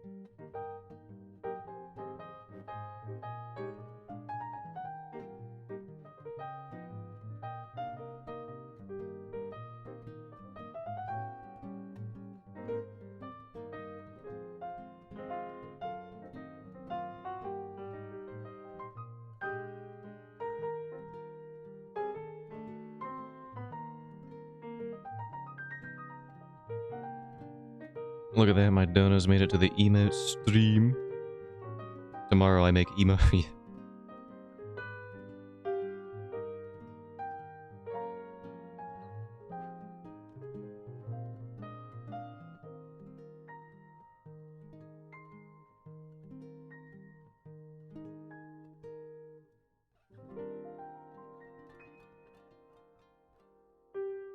What kind of emotes you plan on making? You got any ideas? Any particular emotions being conveyed?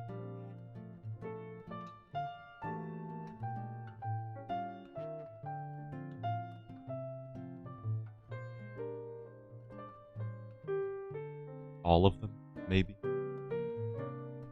Disgust, anger, repulsion, hatred, all of the fun ones. And to make a GIF, yes, the animated emotes. I too would be interested in having those someday. I don't know, whenever.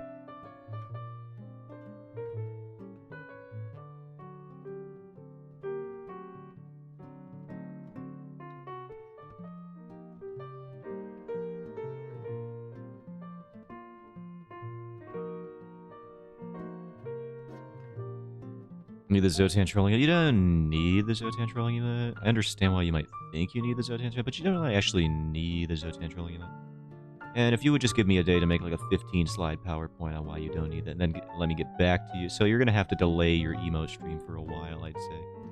So I can fully defend myself and my point of view. You know, it's only fair in my opinion. It's only fair that you let me do that.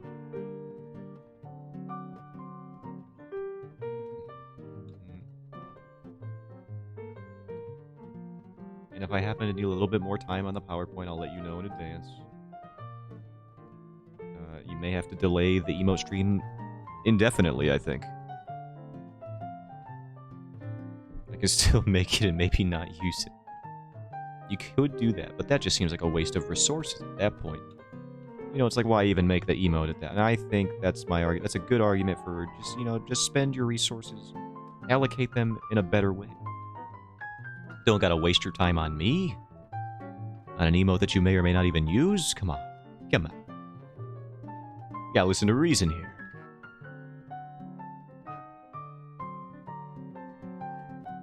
Listen to what you're saying.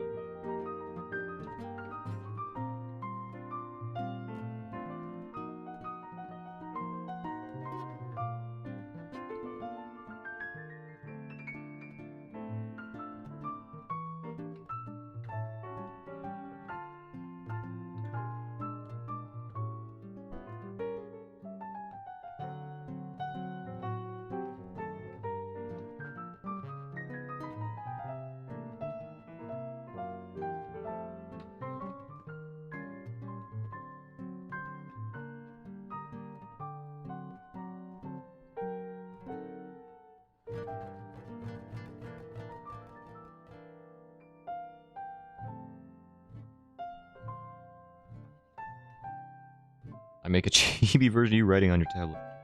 No, I just want to make it for the lulz. No, you can't. That's my character. That's my character. My own intellectual property. You can't do that. I forbid it. This Zotan design is under copyright law and protected as such. You want to make a GIF emo to him? You gotta get through me and the copyright claims court.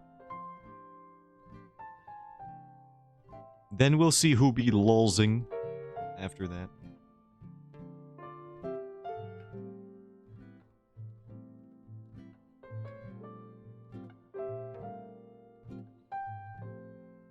But you agreed to the tarot card. Damn it!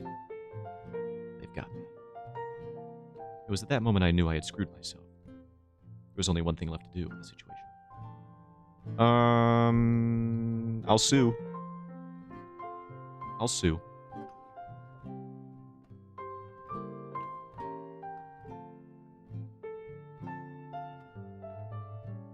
It's the American way, after all. If things aren't going the way you want, just sue someone.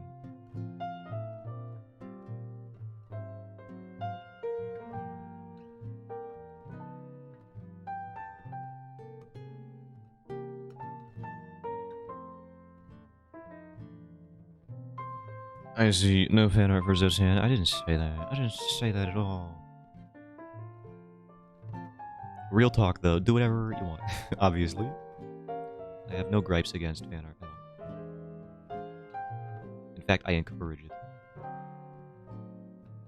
Not that kind of fan art, though. Listen. Honey Goblin runs. She's a goblin that runs her stream in a very different way from mine, alright?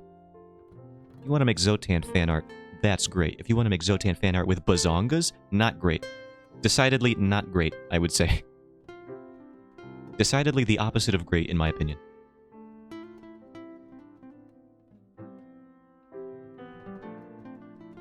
I do not have, and I want to make this clear, I do not have bazongas. Not yet. Nor ever. But not yet.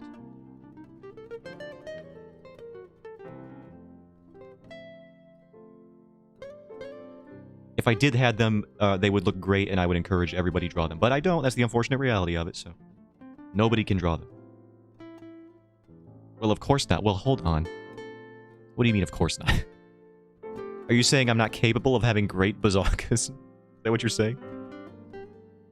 No one has seen behind or below the tablet. That's true. That's true. I will give you that one.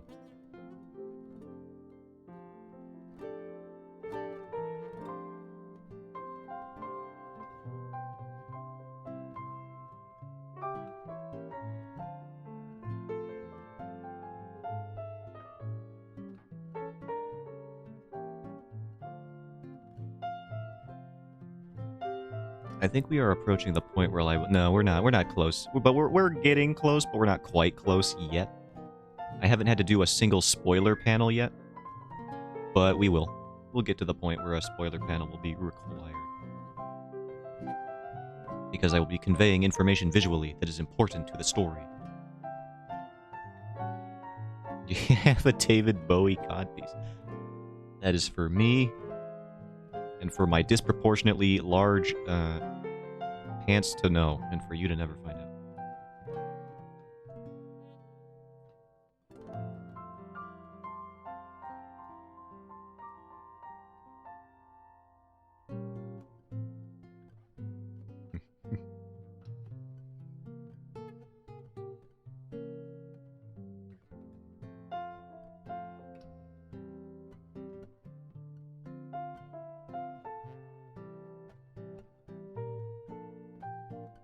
Goblins with big noses. Oh, God. Oh, no. Oh, God. Oh, man. They can smell really well. Oh, phew. Thank goodness. I wasn't thinking about anything. But if I was, that's what it would have been. Don't you mean they can smell really good? No, that's incorrect. That's grammatically wrong, so don't listen to that one. Superman smells good. Goblins smell well. Something like that. Or were you thinking, I don't forget. I'm not telling you.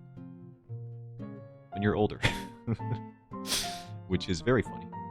knowing the age dynamic that I have with most people I talk to.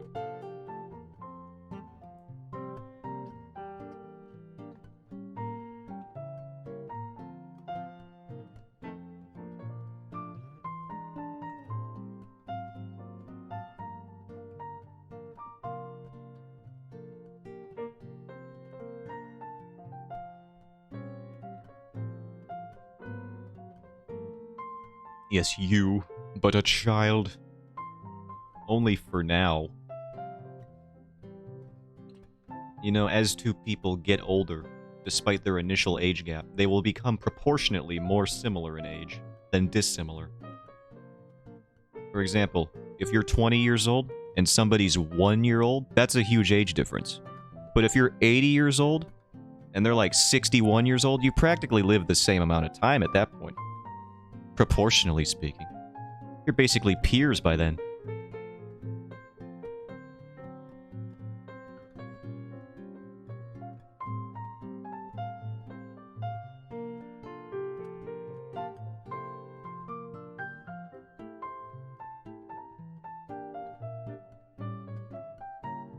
And by the time you hit age 4,000 and someone's 3,980, it's like, who's even counting at that point?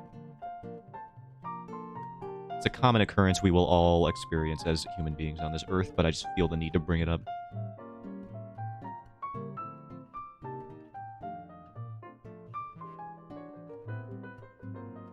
I'm spending too long on this thumbnail.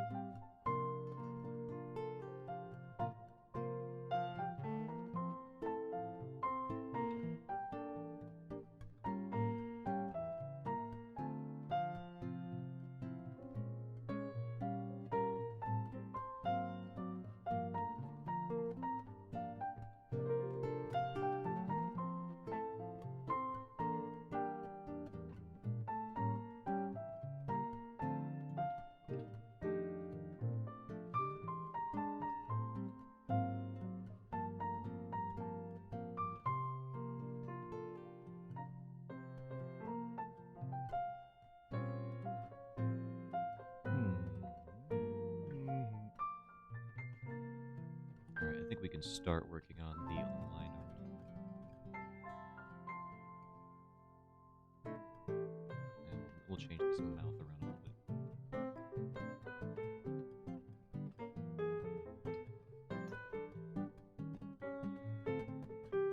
Yeah, I'll get the expression down later.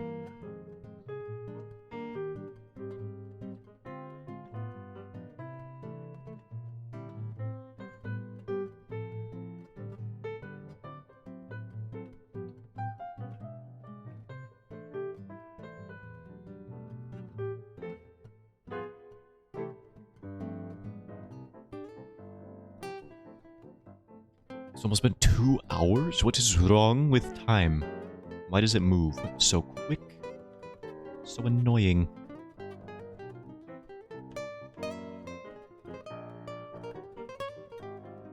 Alright, now we can go to real pencil. They've actually moved on to line art during a thumbnail stream. And I got like half an hour to spare. That's pretty good. The color is all off. You gotta do a little. Don't do just straight up black for your line art, everybody. That's my PSA. Time do be slipping into the future. And frankly, I wish it would stop. Quit it. If time keeps slipping into the future, then I will have to go to work tonight. So something tells me the linear flow of time will not be interrupted tonight, and I'm just going to have to go to work. And I have to accept that. Very annoying, very unfortunate.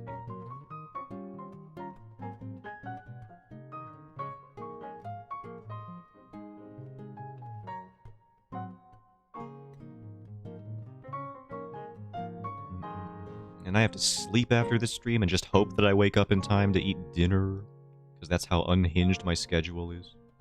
I don't even know if I'm going to eat food today based on how long I sleep, because alarms do not wake me. There has not been an alarm invented yet that can consistently rouse me from my slumber. I am such a heavy sleeper. It is unfortunate how heavy I sleep.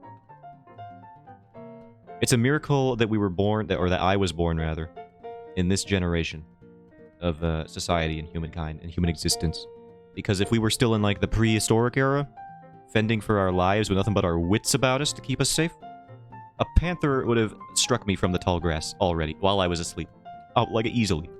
It would not even have been hard. Use sandstorm as the sound. It gradually gets louder. That's what I use forever. Interest. Like Darude sandstorm? The song? Or like a sandstorm?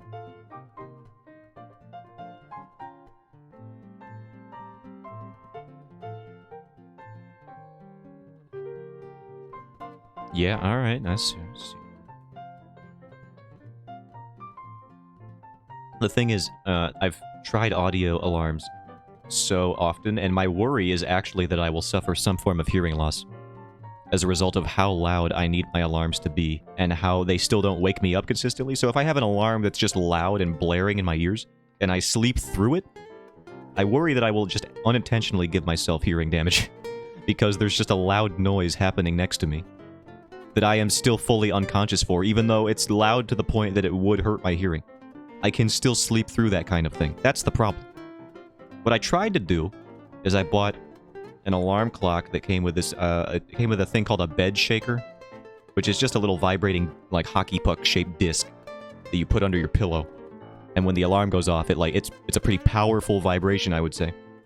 But even then, sometimes that doesn't work. It worked okay for a while, but now I think my body's gotten used to that. So I'm starting to sleep through that even. And if I'm having a loud song, my phone alarm, and also a bed shaker physically vibrating the bed, and I still can't wake up, what am I supposed to do? What do I do? Do I need a Rube Goldberg machine that just dumps cold water on me every morning? I would do that. If it worked and I had the contraption set up, I would do that. My problem would be that I use my phone while I sleep. So the issue would probably be that at some point I would douse my phone accidentally. But that aside, if I could just isolate it to, like, my forehead area, that'd probably be the best course of action. Any one of those? Yeah, the bed shaker, it worked for a while, but I think I just become a creature of habit too easily. I just become accustomed to things, and it just stops working.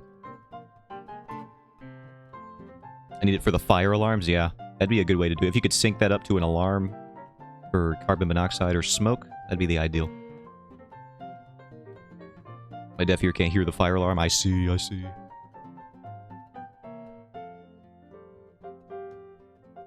Yeah, I just sleep through fire alarms.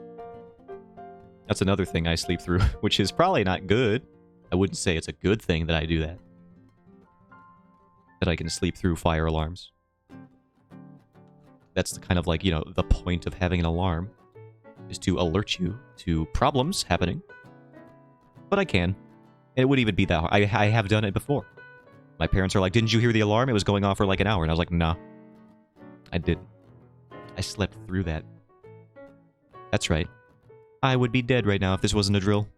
So, what do you say to that, Mom and Dad? I am an evolutionary failure in terms of survival. What do you think? They have them for deaf people. The bed shaker was created as an aid. Ah, I see.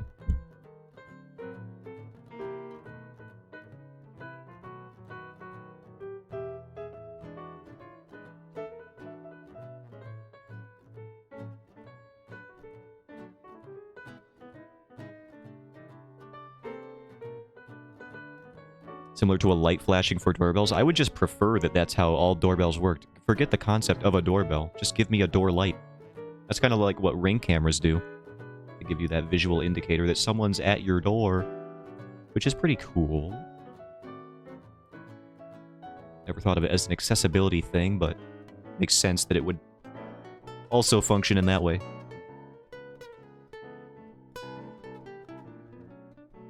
I should get a Ring camera. Although, the only time it would ever be set off, I'm imagining, is when Amazon delivery drivers go up to the front door. Nobody else really stops by this house. Which I am fine with. I don't want randos coming around. What a Jehovah's Witness. I guess it would be useful if Jehovah's Witness started coming around again, because they haven't done it in a while. But they do that sometimes.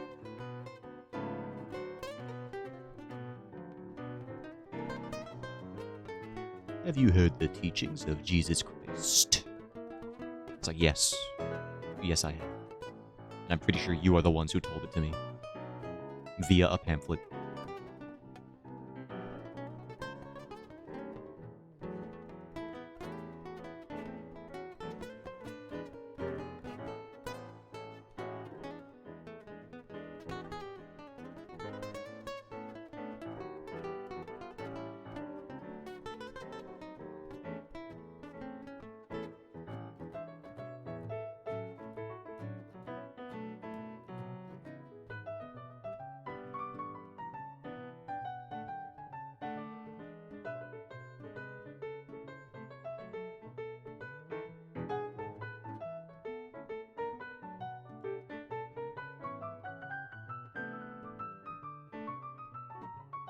I still can't believe that I actually got to the liner. I have such low standards for how much progress I make on these streams.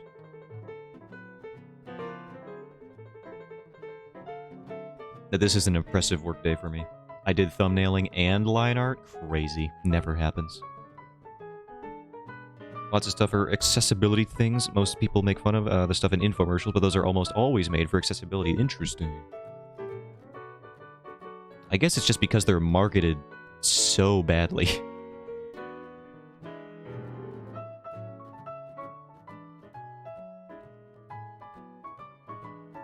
Because the way they market them is, like you've seen, like the Snuggie, like the people, like they can't figure out how to use a normal blanket, so they put on the Snuggie. They like, what they do is they make just people look incompetent. So it's easy to make fun of the people being very dumb in the commercial. Because like a fully able-bodied person failing to understand the concept of a blanket, that's pretty easy to ridicule, I would say. And then they market a product as a solution to that issue that most people watching that commercial will never have. Like accessibility or otherwise. But thinking about it in that way, it is pretty... Yeah, it's interesting that you mentioned... I never really thought about infomercial products being largely based around an accessibility-oriented market, but now that you say it, it does make sense. Oh yeah, I know. They made the commercials to make it seem like normal, like it's normal to have those problems. Yeah, that was their issue, I think.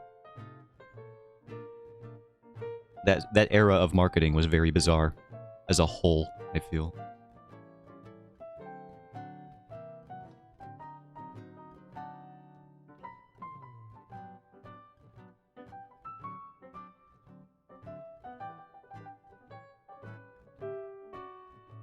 I almost just wish it was instead of the early 2000s, we should have just done the 90s over again. Snuggies for people in wheelchairs and the like, that way they can be warm and still use their arms. Like, exactly, right? Like, it makes sense through the lens of accessibility. But they never portray it that way. Because they're trying to broaden their target market instead of catering to a niche that they actually probably should have catered to more. Or specialized in more.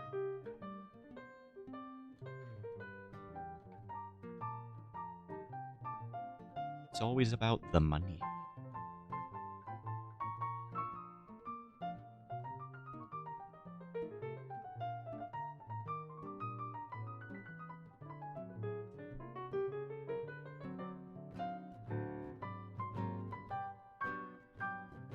gonna draw this freaking line here.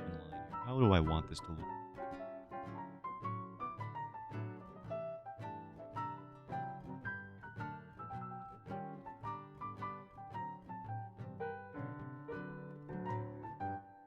Steak, what are you doing here? Welcome in.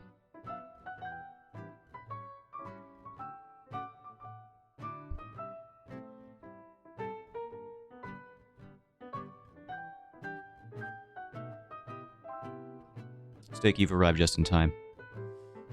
I have, for the third time in my streaming career, hit the 20 follower milestone. And as a celebration, I will be doing the absence of something. So look forward to that.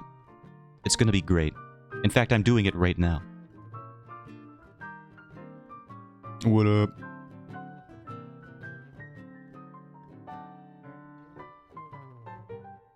Excite, I know. You should be. Get amped, get hype, everybody. It's happening, and you don't even know it. History is transpiring before you.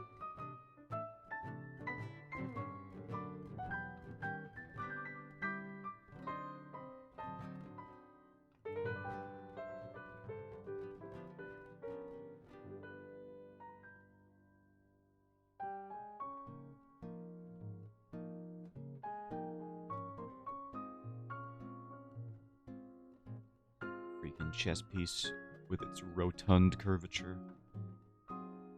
Difficult to illustrate.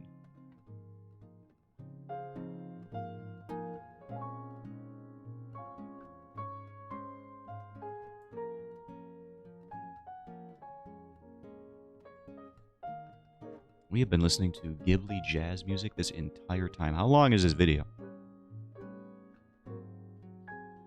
Oh god, it has another hour and a half, and it's probably just going to repeat the songs again. I grow weary of Ghibli jazz cafe music remixes. I crave new... Let's see what we can find. Classical music for late... Well, classical music would be cool if I could listen to it on stream, but it is... every recording of any classical song is heavily copyrighted. So that's dumb. Can't do that. Dotan's tastes are changing right before your eyes. It's happening live. I'm growing as a person. You know, scientifically speaking, after a certain number of months, every cell in your body has been replaced with a new cell, and you're a completely different person on a biological level. Think about that. So, I'm just becoming a new person on a you know, an expedited rate. I'm becoming quickly new.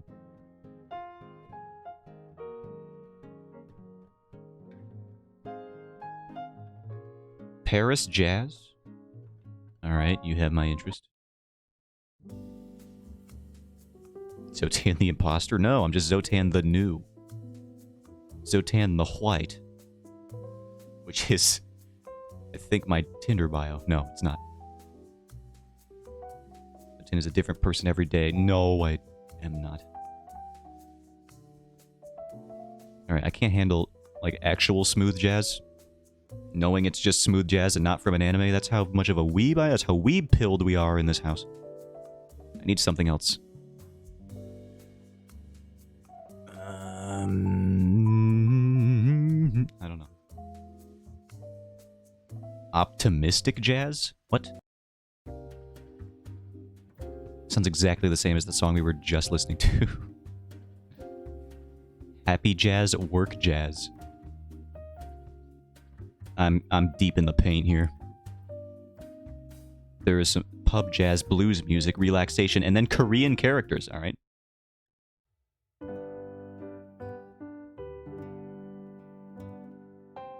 I am going to go insane. I cannot do that.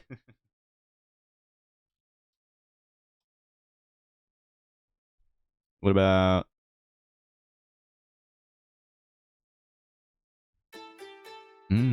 That's very traditional. I don't know if I like that. We could just do the Zelda music. I don't have much time on stream anyway. I don't have much time. I'm gonna pass away by the end of I didn't tell you guys that, but I'm going to expire.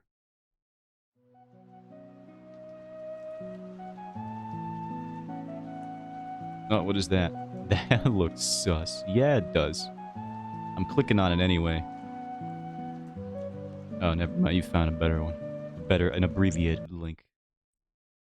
Thank you. Ooh, very nice.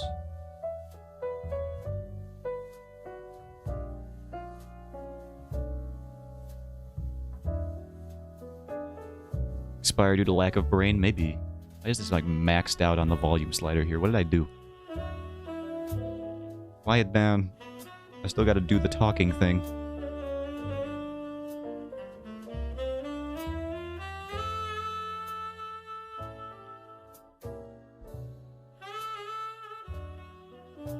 I listened to this on loop with Rainy Day. Yeah. It's a good track.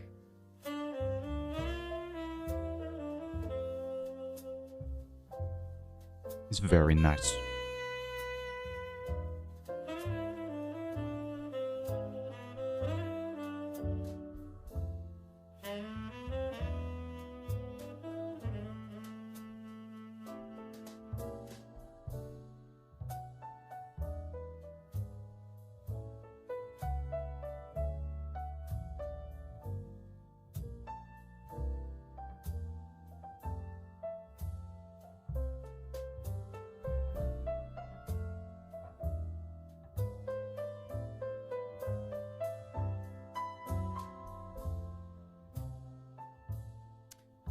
I could strike a careful balance with this head shape here underneath the helmet that he's got. Kind of envision the face underneath it. And it's interesting. Trying to do that, trying to work that out.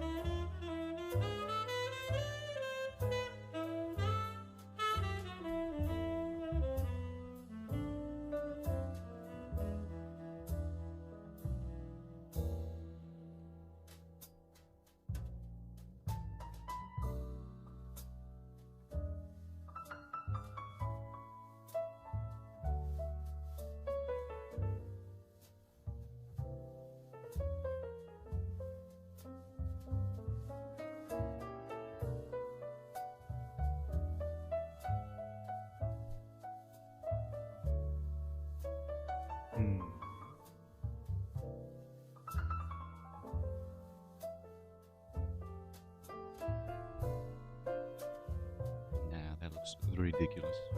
Too poofy. Which is not something you will catch me saying often. Especially when it comes to my OC's hair. But that sleeve in particular did look particularly poofy. Too much so. There can be too much. Occasionally. On rare occasions it can happen. But not often.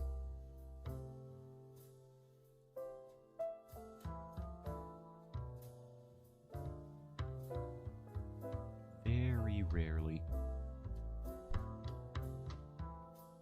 I can't believe I decided to make a whole prologue chapter that... Whoa! I opened up my folders somehow. What the heck? Alright. Anyway, as I was saying, I can't believe I decided to make multiple chapters that start before I get to draw my favorite part of this whole thing, which is my protagonist's hair. That was like the whole reason I designed her the way I did. Because I knew I would like drawing it that way over and over again. And yet I've gone the first two chapters. They have nothing to do with her. Well, at least in her adult form, her adult age state, her time skip form. Because, you know, this is a prologue. There's time skips. There's gonna be time skips. I don't think that's too much of a spoiler. She's an infant in this chapter, and she's an adult on the cover of the series, so you know she's going to be an adult at some point in the story. Time skip. It happens so early on in the story, don't even worry about keeping track of it. Chapter 2, she's a grown-up. Prologue and Chapter 1 in Infant Little Baby. But that's all, this is all pre-text. I don't even know if that's a real term. This is all build-up, okay? I'm setting the scene and the genre, and establishing some important information.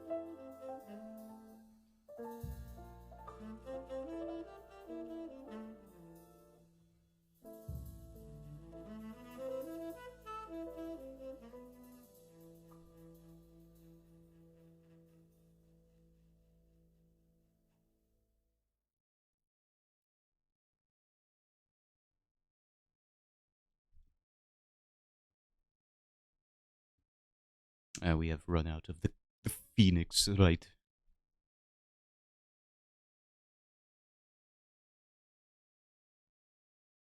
There's an hour of that song. A long night in Xenoblade. Yeah, why not? Just to close us out, just to find something. Thank you, YouTube algorithm, for giving me something interesting for once. I do enjoy Xenoblade and Xenoblade music. They have a 10-hour version. I don't think I'll need that ever for a live stream. The amount of financial security I would need to have in order to do a 24-hour live stream, it would have to be I would basically have to already have I would have to be financially independent. So it's not gonna happen. I couldn't even do that on like my days off because I would just be dead for my actual job, regardless of what it was, my current job or any future job. I do not need a 10-hour version of most things.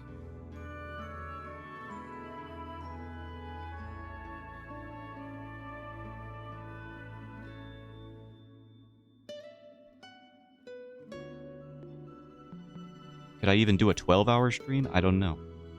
I don't even know if I could do a 12-hour stream. Take a vacation to stream. That sounds like the worst idea. Take a vacation to not vacation, and instead do other things that you were going to do anyway. 24 Zotan. No, not happening. The only way I would be doing that is if you wanted to watch a sleep stream, and a sleep stream with a PNG tuber is not as interesting as it sounds, let me tell you. All Zotan all the time. Well, now it's sounding like Orwellian. Some 1984 type stuff. Big brother constantly looking over your shoulder. And I don't need any of that. And you don't want any of that either. I'll tell you right now, most of my daily routine is just sitting around watching YouTube videos until I inevitably have to do this, which I have done. I literally stream so that I force myself to be held accountable and actually get work done on this project. So, I watch YouTube videos until I have to do this, or I eat, or I nap. It's a very boring lifestyle. You do not want 24 hours of Zotan.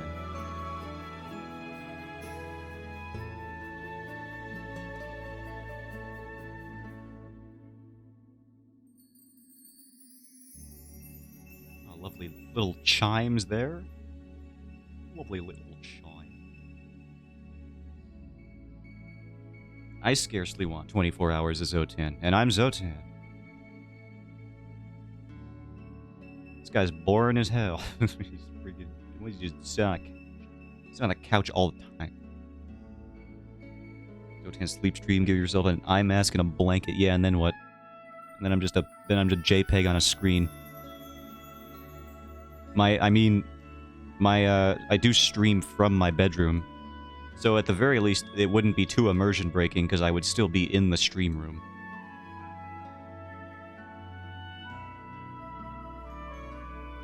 Put old VODs up on that? I don't want to do that.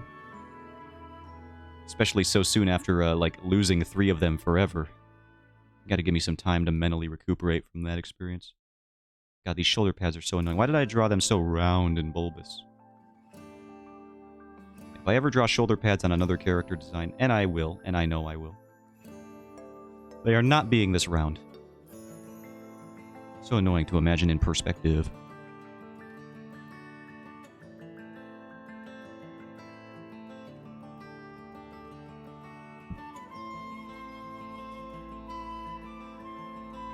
You know what? I will draw this eyeball. Wow, this design pencil is huge. Why did it get so big?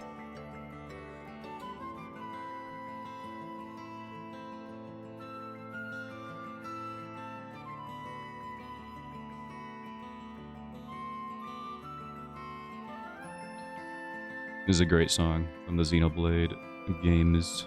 This is from the first one. Can't remember exactly. Is this the forest? No, this is Colony 9. Alright, yeah. It's all coming back to me now.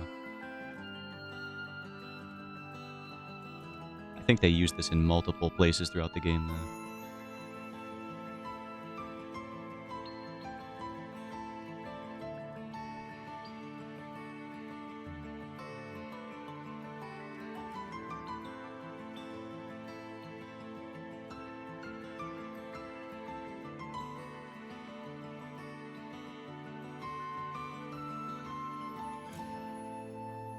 I hope I become like a millionaire. Specifically for the reason that, like, I don't know what I'm gonna do when I move out. And I don't have people to wake me up as a failsafe for when I'm sleeping. And I don't wake up for any sort of human constructed alarm that has been devised so far. So if I could just become independently wealthy before I have to worry about that as an issue, that'd be great.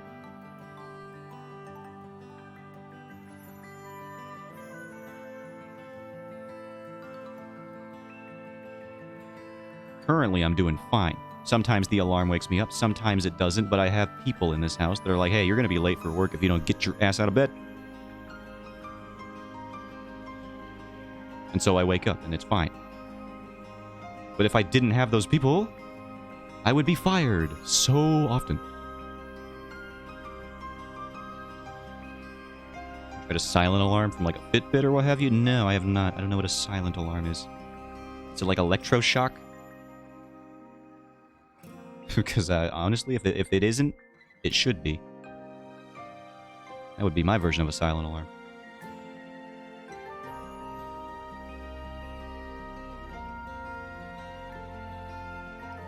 That'd probably mess with your heart over time if you set an alarm to be an electroshock alarm. Probably shouldn't do that. I am considering it though, and that's the problem. That's how far gone it is.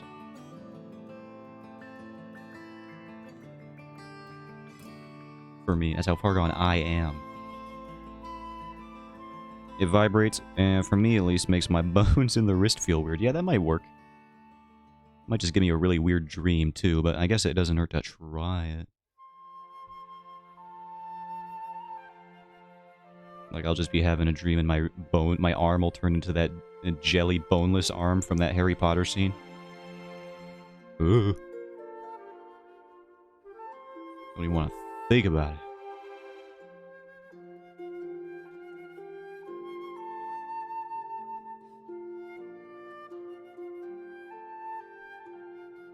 And then she's all like, what did you expect, pumpkin juice? And I'm all like, lady, maybe he did.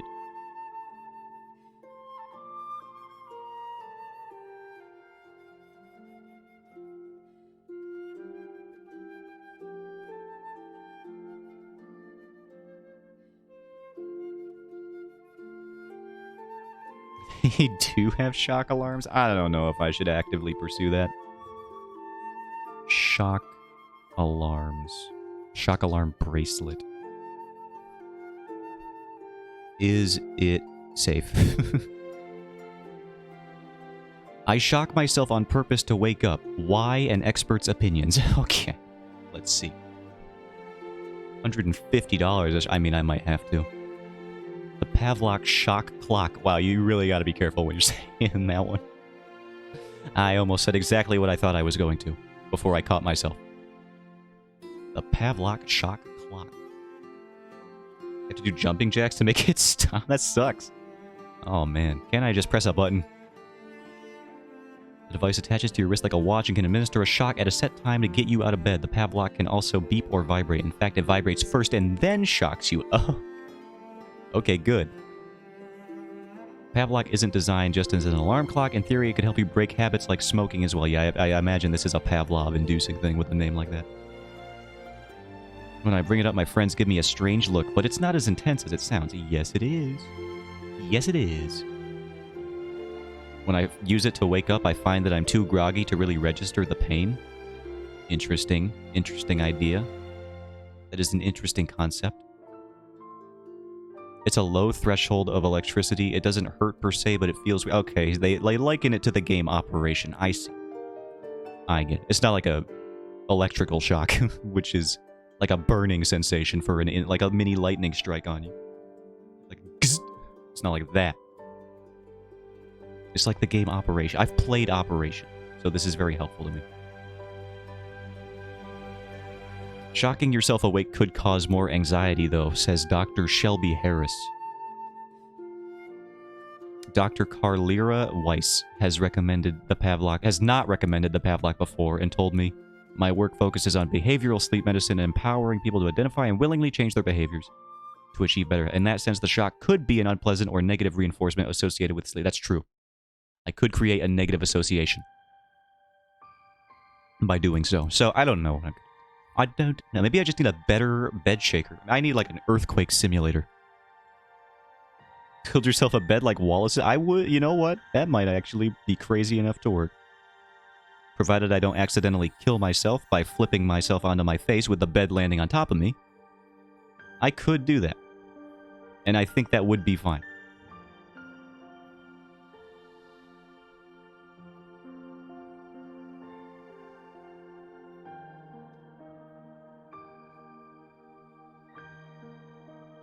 What in the world are you talking about? Sorry, I was running around in COD. I was talking about... I'm a very heavy sleeper. To the point where it's an issue. And we were discussing ways that I could wake myself up as an alternative. I have this thing called a bed shaker. It vibrates. And sometimes it vibrates enough to wake me up. Other times I still sleep through it. So yeah, we were suggesting the bed from Wallace and Gromit. Where he yeets himself out of his bed in the morning. And that would probably work for me. I'm jealous. You wouldn't be. Every time I go to sleep, I have fear that I will not wake up in time for work. In fact, I have to stop streaming soon because I have to go to bed because I don't know if I'll wake up in time for work. I'm a light sleeper. It's better than the alternative, I am telling you. I swear. Do not believe the hype of heavy sleep. You'll guaranteed get your, 6 to 8 hours, but also at what cost? You might get fired from any given job just because your attendance will be lacking one day. My anxiety doesn't let me sleep in. I do not recommend getting anxiety too late. I got that. I got a couple forms of that. I got social anxiety. I got health anxiety. Health anxiety is freaking stupid because, if you have anxiety about your heart rate being higher than normal, you know what that does? It makes your heart rate get higher than it normally would be. So then you just feel the cycle of oh god, now my heart rate's even faster than it was before I started thinking about it. Am I gonna die? Am I dead? I'm dead. I'm sure dead. This is a heart attack. It's gonna happen. It's just a bad cycle. I've died. I've already died. I'm in heaven. I'm in purgatory? I don't know. Second that. Yep. So it's we all know. Everybody knows.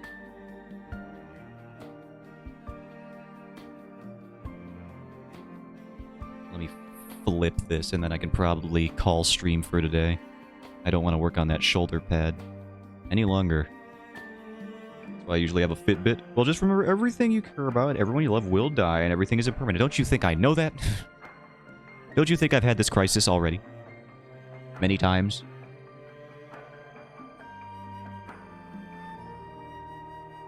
Existentialism is not new to me. You want to know the reason I started making this comic when I did?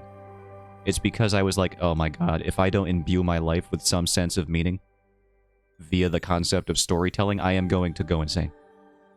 I was having those nights where you just sit there and you're like, oh god, nothing is even anything. Nothing matters at all. And it's obvious that nothing matters, but trying to process that was like, oh god, what do I even do? What is the point? So I was like, I need to do anything. And so I started getting really into the idea of storytelling. Because that is how we as people imbue meaning into anything. So I was like, oh, thank God. There is respite for me yet. And so I started making the comic. And I got really into it. And now I'm here, working on the comic. Bro, yes, I've been in some dark places with all the existential angst. I'm so glad. So I'm glad you're doing that, yeah. It's existential angst is messed up.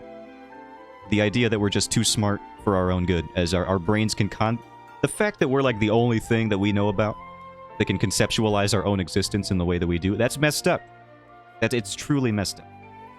That we have to cope with that. A dog ain't coping with death. They don't even know. They don't even know about the concept of a cosmic scale. What I wouldn't give. Do not read The Denial of Death by Ernest Becker. Do not. All right, noted. Noted. I have my own coping mechanisms already, which is this comic and storytelling in general.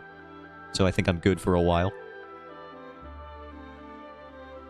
I won't look to nihilist literature and all that.